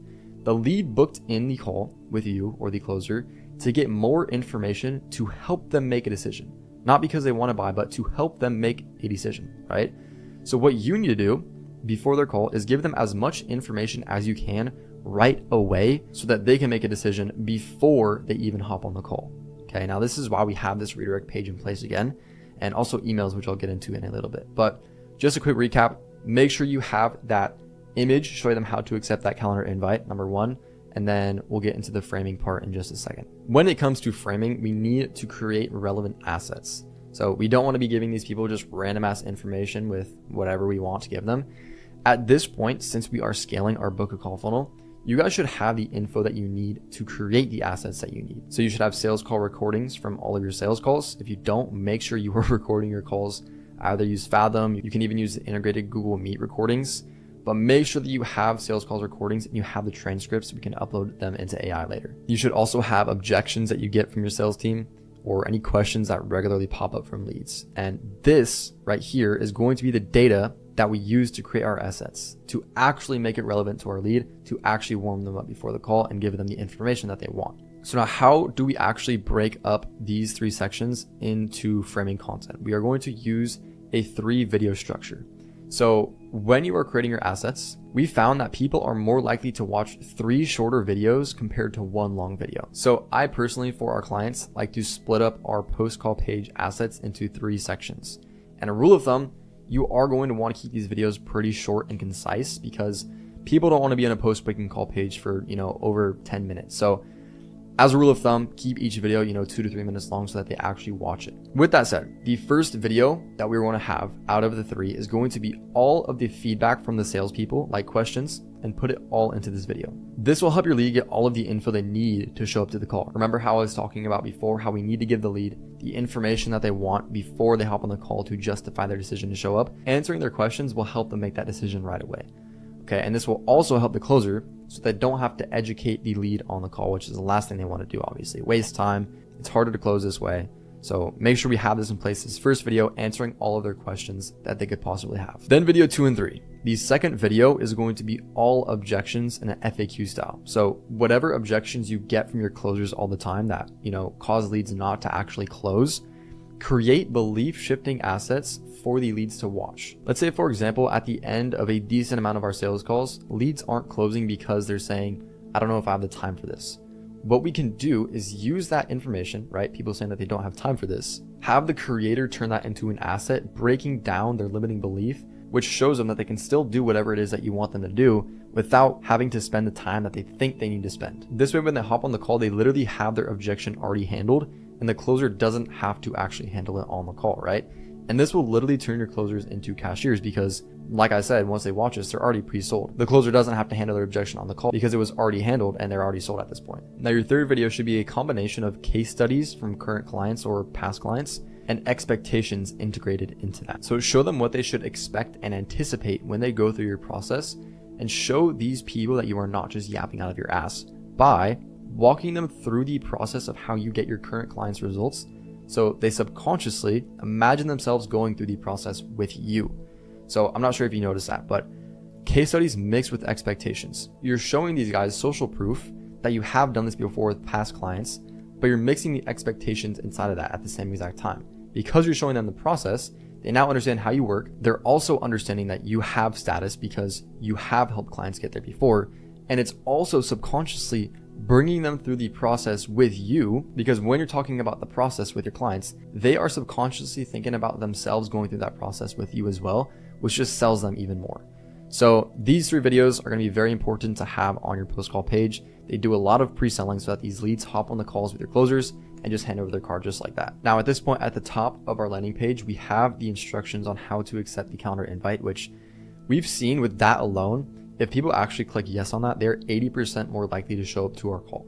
So that is already up in the show up rate. Okay, now below that, we have those 3 breakout videos that's helping the show up rate and the close rate. But now below all of those things, we're going to want to put a ton of believable testimonials. Okay, so all of your case studies from clients and students. The most important part here though is that they're actually real and believable. Do not, at this point, do not go to Canva, grab a random profile picture of them, put 5 stars next to it and a random quote that they didn't even say. That is actually terrible. Like, just we need these testimonials and case studies to actually be real and personable. So if you haven't already, take some time to actually set up a call with this person, a one-to-one call where it's, you guys are talking to each other, and ask them belief shifting and objection handling questions, which this testimonial video will then turn into a sales asset itself. Number 1, you are going to want to do as many of these calls as possible, because when a lead comes in, you want to make the chances of them correlating with a person inside of your current program as high as possible. So the more that you have, the higher the chance is that this person will find someone that they correlate with and they will actually listen to. Because as we know, when someone is in the position that you want to be in, you are way more likely to listen to them. But if this person can also correlate with this person, for example, their race, their location, the way they speak, their culture, whatever it is, they are even more likely to listen to them and follow along in their footsteps as well. So the more we have, number 1, the better. But again, back to the belief shifting and objection handling questions, we want to ask those as well. So the beginning of the video is kind of just, introductions, building rapport, having the current client share their story as well. But throughout this video, we want to ask those belief shifting and objection handling questions too. For example, you can ask a question like, what would you say to somebody who just booked a call who was thinking about working with us? And then your current client or student will answer that question. And this could possibly break the lead's objections and beliefs, which, pre-sells them before the call even more, because now this is an asset. Okay. If they can't do this, try to get a talking head video from them, of them just talking to the camera, answering some questions that you have. I would build them out a framework for them to follow. And, if they can't even do that, or if you just have some of these sparing around, you can also take screenshots from your Discord or school or wherever you host your program of people just talking about the results that they've gotten and put it below those videos. Testimonials are literally going to be a huge selling point for people. So have, again, as many of these as possible. Just please, again, do not fake or use unbelievable testimonials. Now this wraps up the end of the first method for the sales calls process. If you build this out, this post call page with everything I just said, your show rate and close rate will up a lot. Okay. But number 2 is pre-call emails. This is the second method inside of your sales process that you should be implementing to scale your book a call funnel.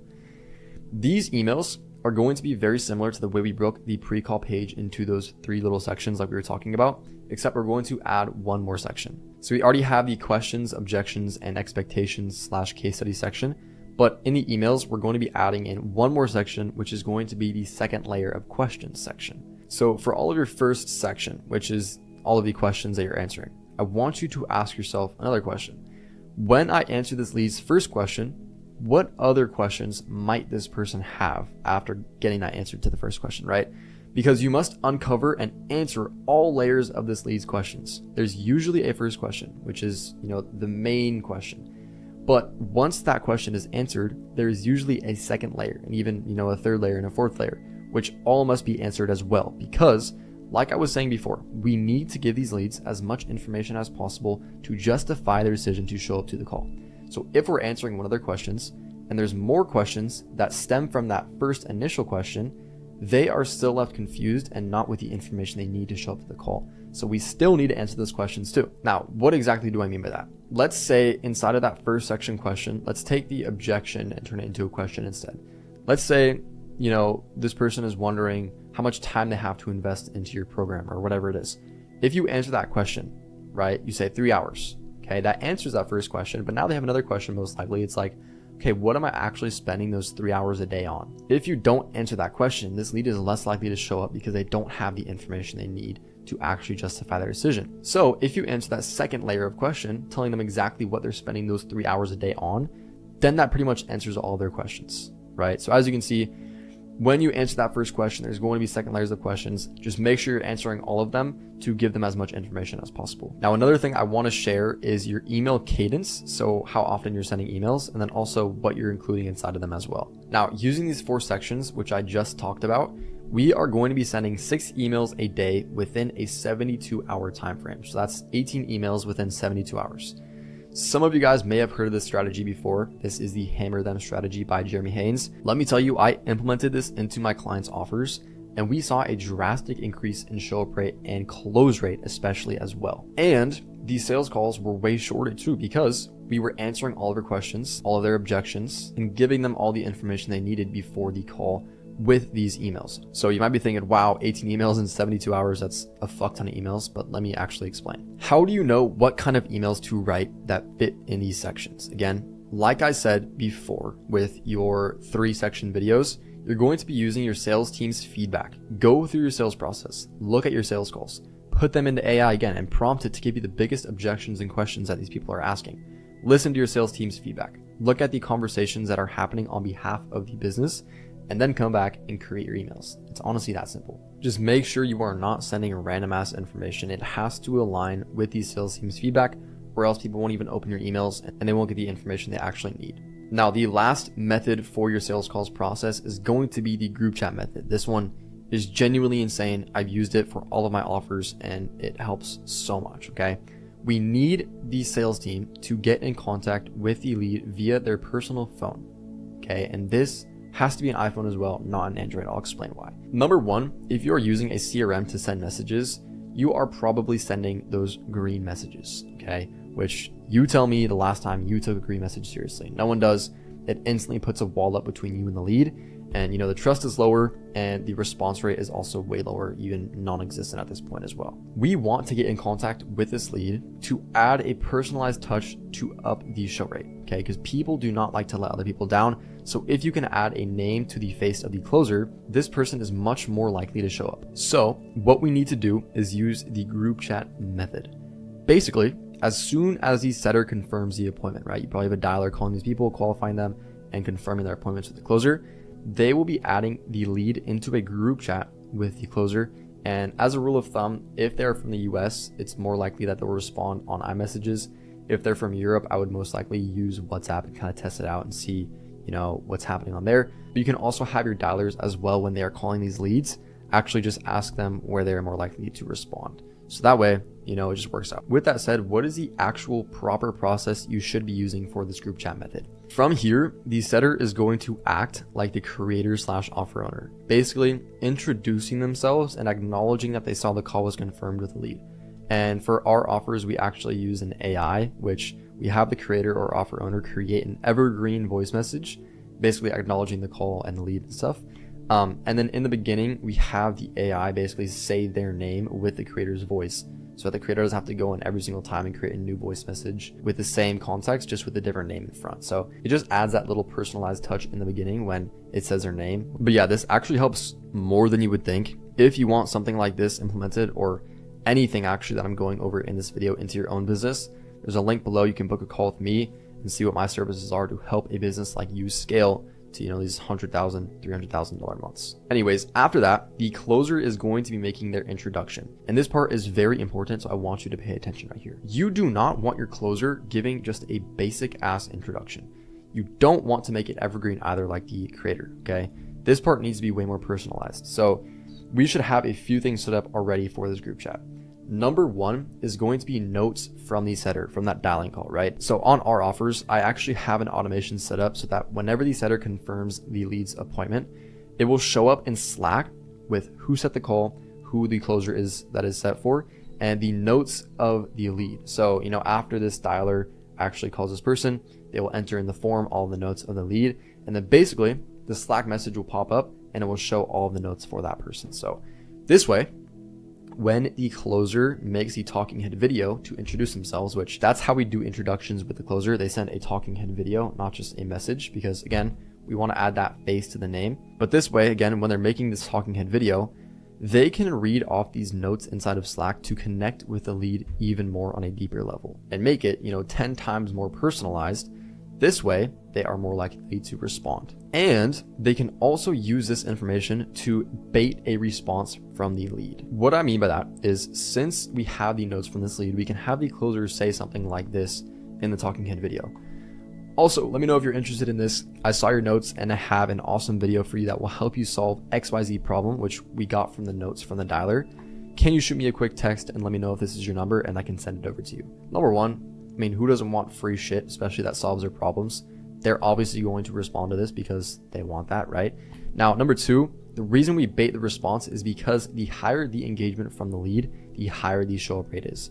So we want to do everything in our power to get them to have higher engagement with us, with the sales team, with everything, so that they are more likely to show up to the call. Now, that's honestly the overview of the group chat method, but there are a few pros and cons which I'm going to be going over. The cons, though, of not being able to see the messages the closers are sending, and also losing the ease of sending from the CRM directly, are far outweighed by the pros of having a way higher show up rate and you making more money, obviously, right?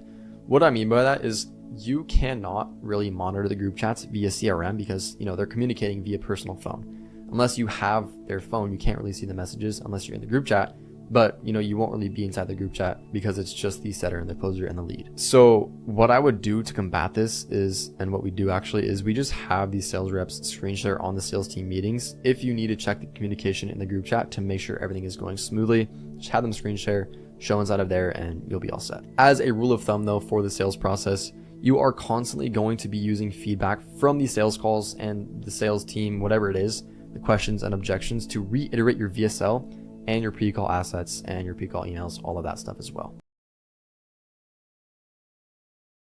The sales management. The goal here is to make sure the team performance and motivation is high, because now we have everything set in place, but without a strong sales team, it honestly all goes to shit and none of it matters anyways. So we need to make sure our sales team is on point to actually scale. So we will start with running effective sales team calls. The purpose and the main goal here is to keep everyone accountable, build a strong team culture, and get everyone pumped up for the week ahead. These calls need to be something that your sales team actually looks forward to when they join the call. They should be genuinely excited and happy to be there. And the framework I would recommend to use, if you're kind of just running an evergreen funnel, I would do 3 calls a week. If you're launching, I would do a call every single day. But for you guys, you're scaling most likely if you're watching this video. So, 3 week, we'll cut it. Call number 1 is going to be a team accountability call. So start with connections. Honestly, with your calls, start with the first 5 to 10 minutes, just connecting with your sales reps. Don't just jump straight into business. Spend the first part on the call just catching up with everyone, show them you actually care about them, and, joke around, have some laughs, and build that personal connection, because it's kind of like the content thing, where you need to build that connection with them first before you can shift their beliefs. Here, it's like you need to build that connection with them first before you guys go into talking about reviewing the numbers, holding everyone accountable, stuff like that. But with that said, the next step is reviewing the numbers. So go through your dashboard tracking together. If you don't have a dashboard with all your metrics, again, go watch that video in the description. I'll leave the link there to watch it. It's a video I posted last week showing you every metric you need to track inside of your business, so you can see everything. But also for this part specifically, you'll be able to see all of your setters no-show rates, or all of your closers close rates, no-show rates, how much cash they've collected, stuff like that. So at this point, you're going to want to talk about revenue generated, cash collected, pickup rate, show rate, close rate, any bottlenecks you're seeing inside of the business, and what needs to be done to fix them. And then you are also going to want to hold everyone accountable. This is where you address the performance issues. If someone's setting numbers are low, for example, you have to call it out in front of the group and make them understand that, them having poor performance isn't just letting them down, it's also letting the whole entire team down, because the less money they make is, less money for everyone else. Now, call 2 and 3, these are going to be skill development calls. These are very important with scaling, because the more skilled your sales reps are, obviously, the more money that you will make. So call 2 is going to be a closer call. And to run this effectively, you actually need to understand sales. So if you don't, you may need to implement someone who does, a sales manager, something like that. But anyways, pick a call from the past week that could have gone better. So in our dashboard, actually, we have a section that shows, all the no closes and stuff. So we usually just pick a call from there randomly, but we do that. And then we go through exactly what they did well and what needs improvement. So after that, we give them feedback, run a mock call right there and then, and have them implement the changes you just discussed. And this is with the closer, by the way. You're doing all this with the closer. Same thing with the setter as well. you need to understand appointment setting to do this, but you're going to look at specific conversations that were qualified but didn't end up in bookings, right? Because we're losing money on those. And you can even look at calls that, hung up the call as well, and, figure out what they're doing right, what they're doing wrong, and what could be improved. And then obviously, again, run that mock scenario right away where you're practicing implementing exactly what you just taught them. These help so much, honestly. And when you're watching these calls as well, you can also be listening for objections and questions as well that you can bring back to the sales process to improve that too. Now back to the dashboard like I was talking about. For these setters, you want to look at the calls that didn't show up as well and didn't close and figure out maybe it was a setting process problem. When the setter was calling this person, maybe they didn't show up because the setter said something specific on this call. So I would review those calls as well, figure out what the problem is there if it is their problem, and then find calls as well that didn't close and didn't show up. And then again, you're just gonna be practicing the implementation, running mock calls and setting scenarios where they practice implementing exactly what you just taught them. Now that was the sales team calls, but now we're gonna be talking about building unbreakable team culture because this goes hand in hand. This is very important for scaling as well. Team culture is going to be a very important factor when it comes to your success with scaling your book a call funnel. Your team needs to do their job with complete conviction, and that only happens when they 100% believe in your product, your business, and you as a leader. Because when they truly believe in your mission for the business and everything, they will run through walls for you and your business. I want you guys to remember this. The energy you bring to your team will be reflected right back to you. If you're coming to these calls being, super drowsy, super tired, sad and mad, whatever it is, that energy is going to be reflected right back to you. You need to come to your sales team meets being high energy, happy, excited to see everyone because you want that energy back to you and you want that energy reflected back into the business as well. So I have a few action steps for you to build that team culture. Number one is going to be reinforcing the mission constantly. So go through client results and transformations on every single call. You want to make sure that your sales team knows they're genuinely helping people change their lives. The last thing you want is a sales team selling something they don't believe in, right? So any success story that a client has, bring to the sales call. Let's say someone inside of the mentorship or inside of, the agency made an extra $50,000 this month, whatever it is. Bring that screenshot, bring that video into the sales team meet, show everyone, and it will help them actually believe in the product so that when they are selling people, they have 10 times more conviction, which helps them sell way easier. Another thing we are going to want to do is create personal accountability systems. So another thing that we do for our sales team is, not even inside of sales calls directly, but even in like the group chats and stuff like that. We even have a channel for this separately, but getting everyone aligned on health, lifestyle, and fitness goals. Like I said, in some of our offers, we have a fitness channel where, we just send topless pictures to other dudes. And we also have a wins channel. So, any wins throughout the day, throughout the week, whatever you just share, it's like, oh, got a new date. Sick, bro. Awesome. It just builds that team culture. You guys get to understand who each other are, what's going on throughout each other's days. And it just helps build that connection, that relationship with each other, which is what you really want inside of your sales team. Okay. I've even seen sales teams all use like the Whoop bands, like the health Whoop bands. I think you've probably seen them. They help with like your sleep and everything. And what you're able to do with those is like join the same group so everyone can see the quality of sleep everyone got, and just it's a cool way to keep each other accountable with health and stuff like that. So you can get creative here, just really build that connection, that culture with your sales team. And also on a personal level, you're going to want to build personal relationships with your sales team too. So get to know each person individually and become friends with them, because like at the end of the day, what's better than running a business with people that you genuinely enjoy being around, being with, and working with? Because you work hard together, you enjoy the process together. It's honestly the ideal situation. This personal bond is the most important thing you need to understand. To build a killer sales team, you must have these relationships. And honestly, other business owners, they will try to poach your sales reps because, everyone needs sales reps at the end of the day. And sometimes your sales reps will be looking for different offers if yours isn't good enough. So the question is, how do you create bonds so strong that your team will reject better opportunities to stay with you? When your relationships with your sales team are strong enough, your sales reps will turn down 5-figure offers from competitors because they would rather work with you and make even just like, a little bit less money. Which logically, if you think about it, that sounds dumb, but when it comes to team culture, it makes sense. For example, a few months ago, I actually live in California and I flew out my sales team after we did a big launch to celebrate, doing the big launch, have a good time together. And we honestly built lifelong relationships because of it. And the key thing here is, don't treat your sales team like employees, treat them like family. If that was my brother, I would definitely fly him out. And it's the same thing with the sales teams because I see them like brothers, right? It's a tribe.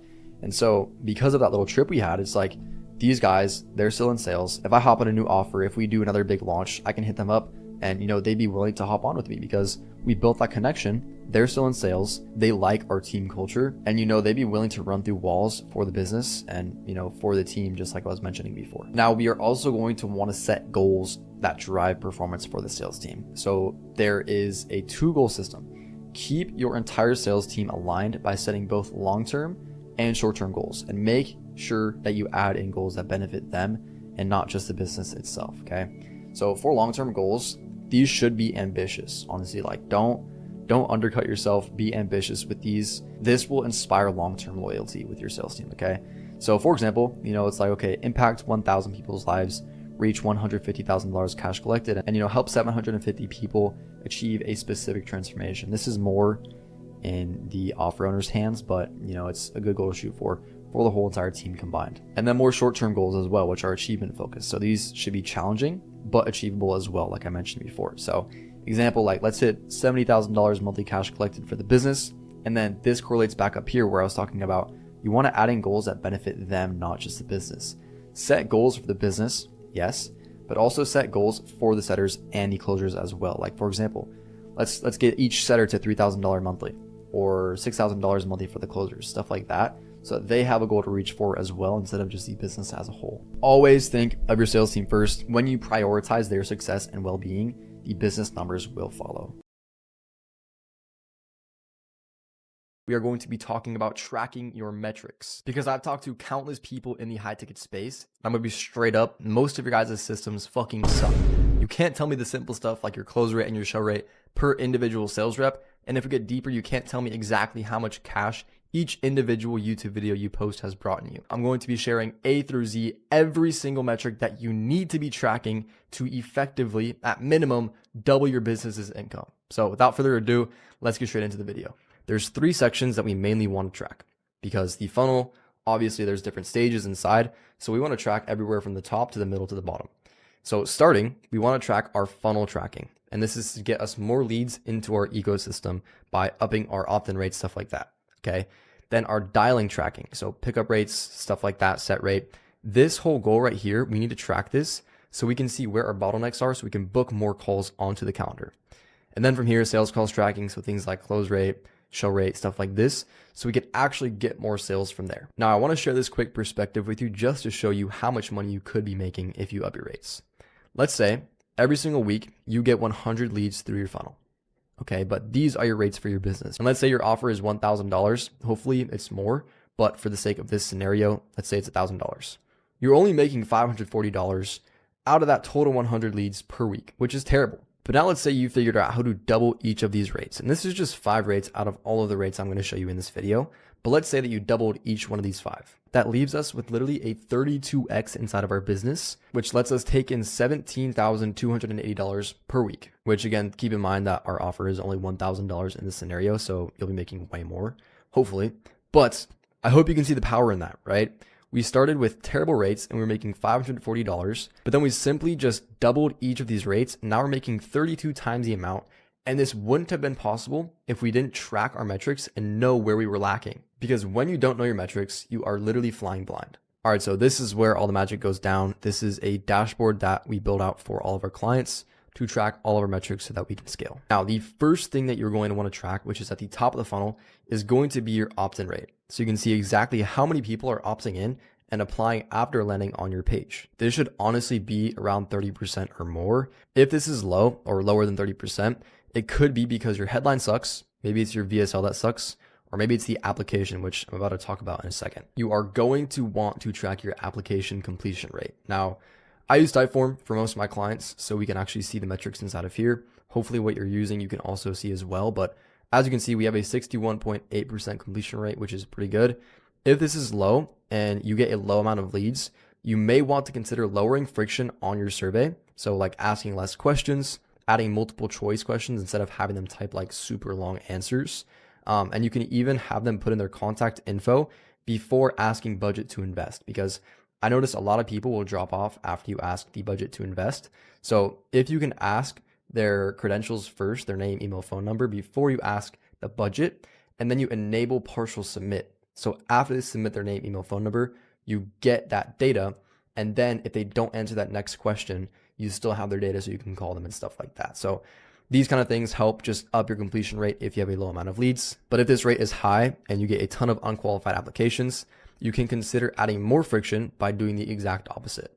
All right, now the next thing we are going to want to track is our total applications, our qualified applications percent, our unqualified applications percent, and our partial submissions percent out of these total applications. Now, the reason that we're tracking our qualified rate and unqualified rate and partial submissions rate is because we are trying to scale, right? So we need to be as efficient as possible. So we need to know out of how many people that are unqualified. So we have like 60% of people out of this 800 people, which is around 450, something like that, right? We need to know what percent out of these people are actually getting booked on calls and closed. It really depends on your niche, but sometimes a lot of these people will get booked on calls. Sometimes it's none of them, and you need to know that rate, because if none of these people are getting booked on calls, that means your dialer just wasted calling 450 people when we could be using our time more efficiently to call people who are actually qualified. So we actually track this rate inside of our CRM, which isn't shown on here. Now, obviously, we want to track our total booked calls as well. And this rate right here, which is very, very important, so I would pay attention. This is our qualified application to booked call rate. The higher this is, the more money that you will make. And it's going to be easier for your dialers and sales reps to get people on a call, which is going to make you more money. It's way easier to close someone if they book a call themselves compared to chasing down an application and trying to book them on a call. This rate actually used to be a little bit lower for us, but now it's sitting at 100%.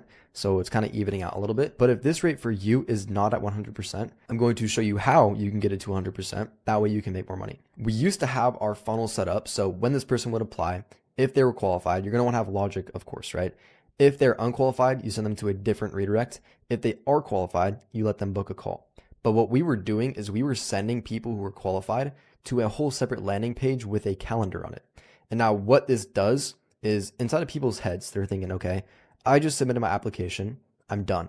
So then this causes a lot of drop off rate because they think they're done. So they actually don't end up booking that call, which left us with like a 50% qualified application to booked call rate. And we were making half the amount of money that we are now because of that, until we made the switch to where we integrated the Typeform into the Calendly. So if they're qualified, they can't submit. Like the last question is the Calendly itself. And in order to submit the application, they actually have to go ahead and book that call. So now we get literally double the amount of booked calls, which makes us double the amount of money. But one thing I will say is you will have a little bit of a drop off from people who are qualified that don't end up booking that call. So what you should be doing is adding a partial submission somewhere inside of your Typeform, like I was talking about before. So if they don't book that call, you still have their info and you can still call them, text them, whatever you need to do. Now, the next thing that we want to track is the canceled call rate and the confirmed call rate out of the booked calls that we get through the funnel. And these are very important too, because we don't want unqualified leads to book on our calendar, period. We want this confirmed call rate right here to be as high as possible, because what we are tracking here is the rate in which we cancel calls after someone books a call because they're unqualified after calling them. If the cancel call rate is very high, it likely means that you're letting people into your calendar too easily. And like I was talking about before, you're going to want to have that logic set up so that only qualified people based on the survey can actually go ahead and book that call, because you don't want these unqualified leads to be taking up slots that the qualified people should be able to take. Now, in our case, 57% is honestly kind of uncomfortably high. So just recently we fixed the survey because we noticed that 70% of the people who were unqualified after dialing them had answered this one question in a specific way. So we changed that question so that they couldn't actually book in a call if they answered it that specific way. And now we have seen a drastic decrease in the cancel call rate, and it's helping a lot. So it's very important to track that data, especially on your Typeform, your survey, whatever you're using as well, to see which answers are leaving you with these cancel call rates. So again, literally just tracking this specific rate right here. It's actually this rate I meant, but again, tracking this in specific has again made us more money. Now, funnel source tracking as well. So you're going to want to track obviously where all of your leads are coming from overall each platform in specific. So YouTube, email, Instagram, whatever other platforms you're using. And then also to take it a step deeper, you're going to want to see how each specific part on each platform is performing. So you can see if your stories are ripping, you can see if your setters are ripping in the DMs, maybe it's just your profile link, whatever it is. So you can see where your applications, where your booked calls are coming from. And then also, I'll get more into this later, but the actual YouTube video that your leads are coming from. So this is going to be very important, which I'll get into more in the sales side of things. But the next step in the funnel is where the sales process begins. This is where the dialers make their first touch point. So we want to track all of our dialing metrics. Number one, and this one is super, super important, which is the pickup rate. And I have a lot of information for you guys right here. This is going to help you a lot to increase this rate because of how important this is. If you are not aware of your pickup rate or any of these other rates that I'm about to show you, you're going to want to start having your dialers start filling out EOD forms once they're done with their dials for the day. But anyways, your pickup rate is showing us out of how many people who apply or how many people that we actually call are picking up the phone. So if yours is low, I have a ton of sauce right here that's going to help you up it because I've been on several offers where the pickup rate was bad and we doubled it, even tripled it in some certain cases. So this is going to help you guys out a lot. Number one, make sure your dialers are calling these leads 2 to 3 times in one rep, not just once. So what that means is when your dialers are calling, say it's through Go High Level, whatever it is, you want them to call 3 times or 2 times, okay, not just once. Nowadays, so many people have DND on. There's even settings where people that get called from a new number, it doesn't actually ring them. So call twice, call 3 times. The pickup rate will drastically increase just by doing this one thing. Then you're also going to want to have an automated text message that gets sent to the lead after they apply or book a call. And this does a few things. So basically what that means is someone applies, someone books a call, you have an automation where the trigger is, application or book a call. It sends them this message, which I'm about to get into. What this does, number one, is it's going to create a first touch point. So this lead now gets familiar with the number. Okay. This already ups the pickup rate right here. But if they do respond, this raises their intent level as well, which also makes them more likely to pick up. And then along with that, inside of your message that you send them, if you include quote unquote, this is dialer name with offer owner's names team, when you call this person, inside of the caller ID that pops up when you call them, it will say maybe dialer name next to it, which drastically increases pickup rate because it'll kind of signify that this person may be in their contacts. So they're more likely to be like, oh, who is this? Let me answer it. Instead of just some random number, it says maybe dialer name next to it if you send this message. Then finally, the most important thing, call these leads within 5 minutes of them applying or booking a call. There have been so many studies that prove that after this 5-minute mark, the pickup rate drastically decreases. It's crazy. Literally, this one tip, calling leads within 5 minutes of them booking a call or applying, will up your pickup rate by at least double. I'm telling you, it's actually insane. So make sure you implement this as well. What I will say for this, to make it easier for your sales team, I would make an automation whenever someone applies or books a call, it just gets sent to the Slack channel so they get notified and they can actually call this person because they get the notification. And 2 extra tips as well. There are 2 softwares that I would recommend that you get. Number 1 is going to be something like Allaware, Kixi. There are tons of softwares like this out there, but basically it will make it so that when you call this lead, the first 3 digits, like the area code of the number, usually signifies that person is from your city. If you call them through one of these softwares, it will change your number that you're calling from to a number that has that 3-digit area code in front of the number. And I don't know about you, but when I see that number, when someone's calling me with my area code, I always pick up the phone. And I mean, a lot of people do as well because using softwares like these have increased our pickup rates by so much. So I would recommend using something like that. And then another software I would recommend checking out is SendBlue or something like it. Basically, when you are sending automated messages through Go High Level, for example, it will send the message as a green text message, which instantly raises the lead score. Okay. And this lowers reply rate because when they have a lower intent rate, they have a lower pickup rate. So what softwares like SendBlue do is they will send your message in blue, as you can tell by the name. And this ups the response rate, which lowers their guard and helps with the pickup rate inevitably. Okay. I'm not sponsored or making money at all by these softwares. I just genuinely have used these softwares myself and have been helped by them. So I'm putting you all in some game. Now, we also want to track set rate and set rate out of total pickups. So these percentages right here. This is a general good metric to see how many leads are qualified after you call them, because typically if they don't get set on the call, they are typically not qualified, which brings us into the next sections, which are hang up rate and qualified but not set rate. This hang up rate right here is basically telling us that 2.99 or 3% of people who we actually get in contact with, who actually answer the call, end up hanging up on that call on us. So with these calls, we are going to want to find the lead and we're going to want to review these calls with our dialers to see what the reason is that they hang up, because Usually this is a bad sales rep problem right here, or it could be a script problem. So we want to review these calls and figure out the underlying problem right here, because the higher this is, the less money you're going to make. Same thing with the qualified but not set, right?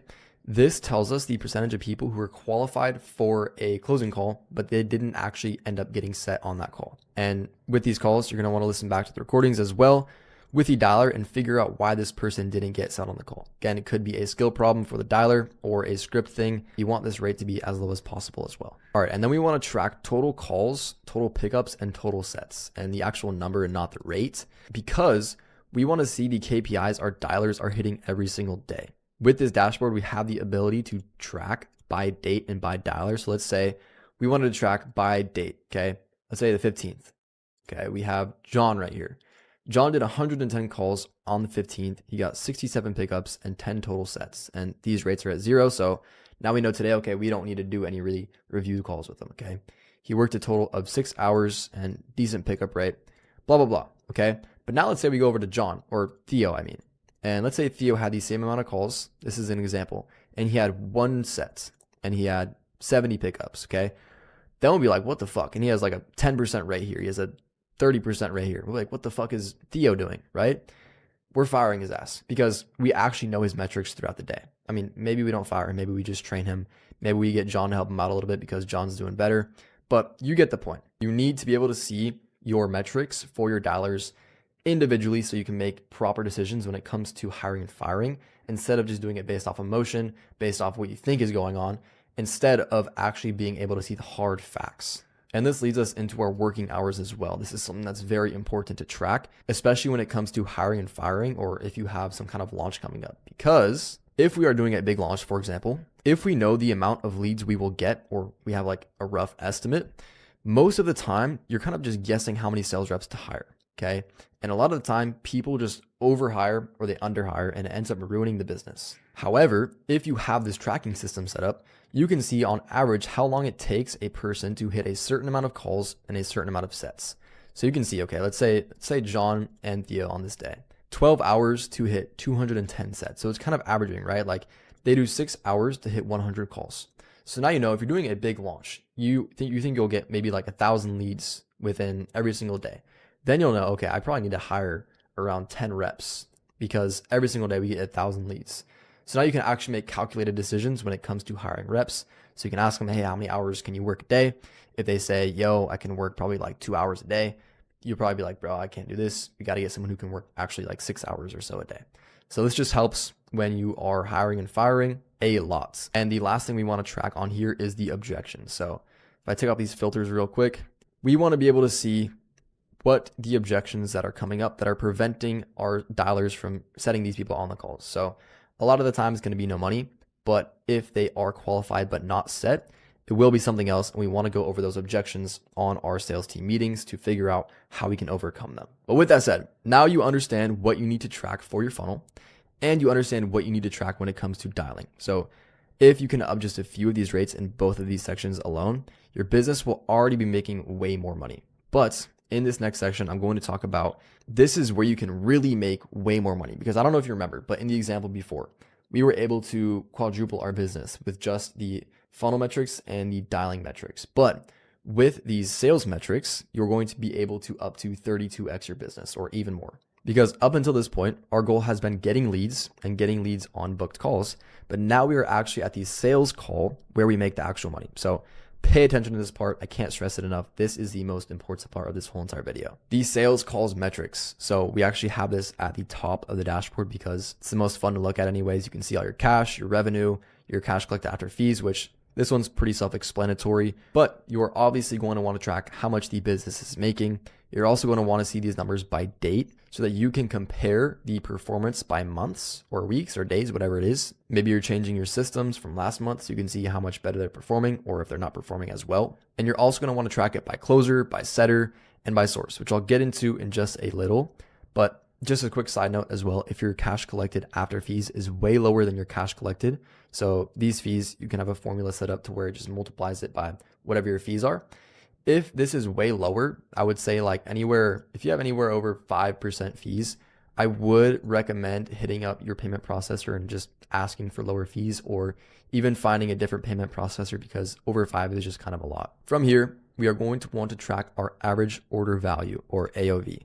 This is another thing that you're going to want to track. This means what is the average price someone pays for your offer in cash, not revenue, to receive your offer. So there are several reasons that you want to track this. The first thing you're going to want to check though is how far off from your offer is the AOV. So let's say we have an offer that's 25K and our AOV is $7,000. That's obviously way off, right? So check how close it is, number one. If your AOV is way lower than your offer price, you may be targeting the wrong kind of leads. Maybe your offer is too expensive for those leads, which is why I was talking about targeting the wrong kind of leads, especially if your close rate is low and your AOV is low as well. Or maybe you need to do better when it comes to service delivery and following up with people to finish their payments. There's honestly many reasons that your AOV could be low, but this is something that you want to match your offer price as close as possible. And if your AOV is high, you can honestly test out raising your offer prices, because it's easily affordable for your audience if it's very, very close, which this is pretty close to our AOV. So maybe we could consider raising it a little bit, especially if your close rate is high as well, because this most likely means that your offer, again, is affordable to your audience. Then from there, we want to track our total confirmed calls and our total live calls so that we can get our show rate and no show rate. If you ask ChatGPT what percent is 97 out of 135, you would not get 75%. I think you get like 71% or something like that. But that's just because we have some canceled calls as well, which we don't track inside the show rate. So this data is correct. If you're just a math wizard, you looked at this and you're calling me out on my bullshit, it actually is correct. We just have, like 6 canceled calls or whatever. So it does add up. But anyways, if your show rate is low, there are many reasons that it could be, which I actually made a video in the past showing you guys how to improve your close rate, because on most of our offers, our show rate is over 70 to 80%. And I'm actually making a video in a few days as well, which is going to give you guys some more sauce on how to up this rate as well. But just some quick things that it could be your setters and closers not hyping up the call enough for the lead to show up. Maybe your sales process sucks. And with that said, maybe you're just not giving the lead enough information before their call to justify their decision to show up. Again, there are so many reasons this could be low, which I'm not going to be 100% going into this video, but this is one of the rates that is very important that you keep high. Now, moving on to close rate. This is actually pretty high for our offers, 80%. This is another thing that we want to keep high, obviously. Usually, if it's organic, we sit at about 50% or above. And if it's through cold traffic with paid ads, we sit around 30% or above. But if yours is lower than that, or just low in general, again, in my next video, I will be going over how to up this rate as much as possible. It'll be very, very valuable for you guys. So make sure you stay tuned for that. It actually may be up at this point at the time that you're watching this video. Anyways, disqualification rate right here, right? We have a 3.88% disqualification rate. This is telling us that 3.88% of people who hop on a call with our closers end up not being qualified. Okay, so usually early on in the call, the closers can kind of feel it out a little bit, asking them some qualifying questions. And sometimes this person ends up not being qualified. This is most of the time a setting problem. So with these calls, it's very important, again, to review these calls like I was talking about before with, the qualified but not set rate or the hang up rate. Review these calls as well, because we don't want our setters putting people on the calendar with the closers that are not qualified, because we don't want to waste their time. And then again, source tracking, which I'll get into more in a second. It's actually crazy what I'm about to show you. But just the basic stuff, which is, your general call source. So where are your confirmed calls coming from? Mediums, again, and then also per YouTube video as well. Now, let's get into these filters up here, because this data is very important. It's good to see, but we need these filters to actually dial in on exactly what these metrics are. So, per date, per closer, per setter, by source, whatever it is, right? So starting with the date, again, like I mentioned, you are going to want to be able to see these metrics based off the date period so that you can compare different stages in your business. So for example, let's say last month we had a specific sales process set in place, and we can see that our show rate was 50% last month. But then this month we switch up our sales process and now we're at an 80% show rate, for example. Now we have data showing us proof that our new sales process is better compared to the old one. Do you guys see how powerful that is?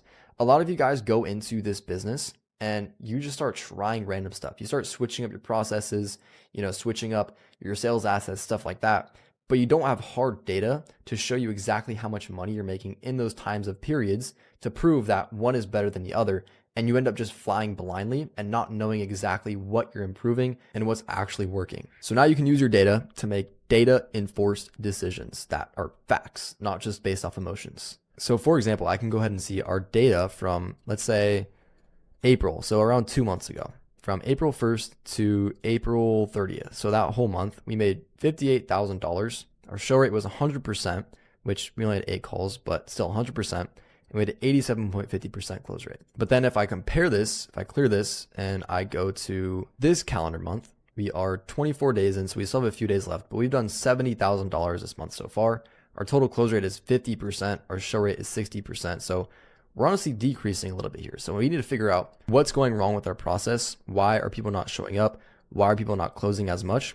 Fix this problem so that next month we can do more. Now, another thing that is going to be super important to track is the rates and numbers based off each specific sales rep. So we'll start with the closers. Let's say that we click on Evan. We can see his specific metrics. So he's collected us $253,000. Here's his close rate, his show rate, how many total confirmed calls he's had, how many live calls he's had. And what we can do is, let's say now we click on Alex and we can start comparing sales reps. So as we can see, Alex has made less money, but he's had less confirmed calls. So, with that said, we'd probably look at the rates a little bit more because the numbers is kind of unfair here, but we can check on the show rate, the close rate, and see how they're doing. So now again, you can make hard data enforced decisions without any emotions or feelings getting in the way. You have the hard facts straight in front of your face. And this makes hiring and firing so much easier. Or if you don't want to fire, it makes training way easier because let's say, for example, Alex had a 99% close rate, just for example, okay? And then we go over to Evan and he has a 20% close rate. At that point, probably fire Evan, but we could also train him by having Alex show us what he's doing to get a way higher close rate and then give that information over to Evan to help him increase his. Basically, studying what the higher performing sales reps are doing and then implementing that with the lower level sales reps to imitate their success. Now, same thing pretty much with the setters. We are going to be able to see how much money they have set for us. We can also see the percentage of leads that they set, which are closing, showing, and being disqualified. The close rate is going to be more in the closer's hands for the most part. But if your dialer sets a very low close rate, show rate, stuff like that, again, you can review those dial recordings, see the people who didn't close, see the people who didn't show, and see if there's things that the dialer could improve on. But the biggest rates here that you are going to want to track for the dialers are going to be the show rate and the disqualification rate, as we can see here. So let's take off Evan. Let's put on John. As we can see, John has set us $246,000.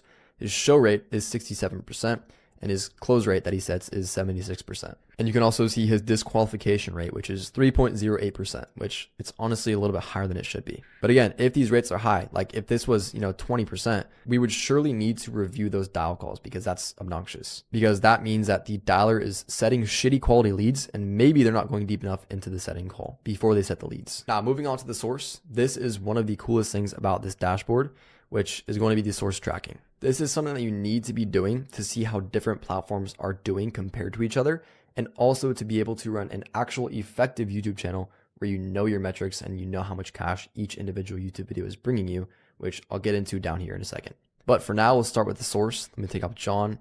Let's say we start with Instagram, okay? As you can see, Instagram has generated us $331,000. And our close rate and our show rate is actually pretty good on here as well. Then I can also track YouTube. Let's see, we have a 95% close rate and an 84% show rate as well, which YouTube has brought in us $158,000, a little bit less, but our rates are really good on here. Just for example though, let's say we keep these rates the same on YouTube, but we go over onto Instagram and we see that we have a 50% close rate and a 30% show rate. This would maybe tell me, okay, why is our Instagram rate so bad? And why is our YouTube rate so good? Maybe we should try implementing something to where people can't actually book a call until they go onto YouTube first. This is actually something that happened on another offer that I was working on where the Instagram show rate and close rate was not the best and the YouTube show rate and close rate was way better. And we were making a decent amount of money. But since I saw this, we switched our strategy to only let people book in after watching YouTube videos. So people couldn't book in literally at all using Instagram. They would have to go to YouTube first. This upped our total close rate and show rate so much. We got a little bit less leads, but it actually helped us make way more money because we started pushing YouTube way harder after seeing this data. But I literally wouldn't have any idea to do this in the first place if we weren't tracking this data. So it's very, very important. Now, with that said, the source and content, this is my favorite part, honestly. The source is very important to be able to extract data from, but now getting into building that effective YouTube channel, we need to be able to see our stats per YouTube video we post. So in this dashboard, you'll see the content section. If I keep this source on YouTube and then I go over into content, these are all of the YouTube videos that we have posted on this client's account. Okay. So all these videos, what I can do from here is I can click on each of these videos like this, for example, and see all of our rates for each specific YouTube video. Okay. So as I can see, this pure content video brought us $15,000 in cash. So we closed 2 clients from there. However, if I take this off, I think it was this one did really good for us. Yeah, $52,000 just from one single YouTube video. 100% close rate, 77% show rate. Okay, that's pretty freaking good from one YouTube video. Okay, so now with this data, because we have this, we can see, okay, this single YouTube video brought us $52,500. But again, if we go back to this, I'm pretty sure it was the pure content. This one brought us $15,000. So what did we do different in the other one that brought us way more cash? And then we use this hard data to start making more videos like the other one that actually brought us cash. So instead of worrying about views now and stressing over views, you actually have the hard data to show you which videos are bringing you the actual money, and you use that data to recreate that same content to make you more money. I really hope you can see how powerful this is. It's honestly freaking insane, especially when it comes to building an actual good YouTube channel that actually brings you sales instead of just views and subscribers.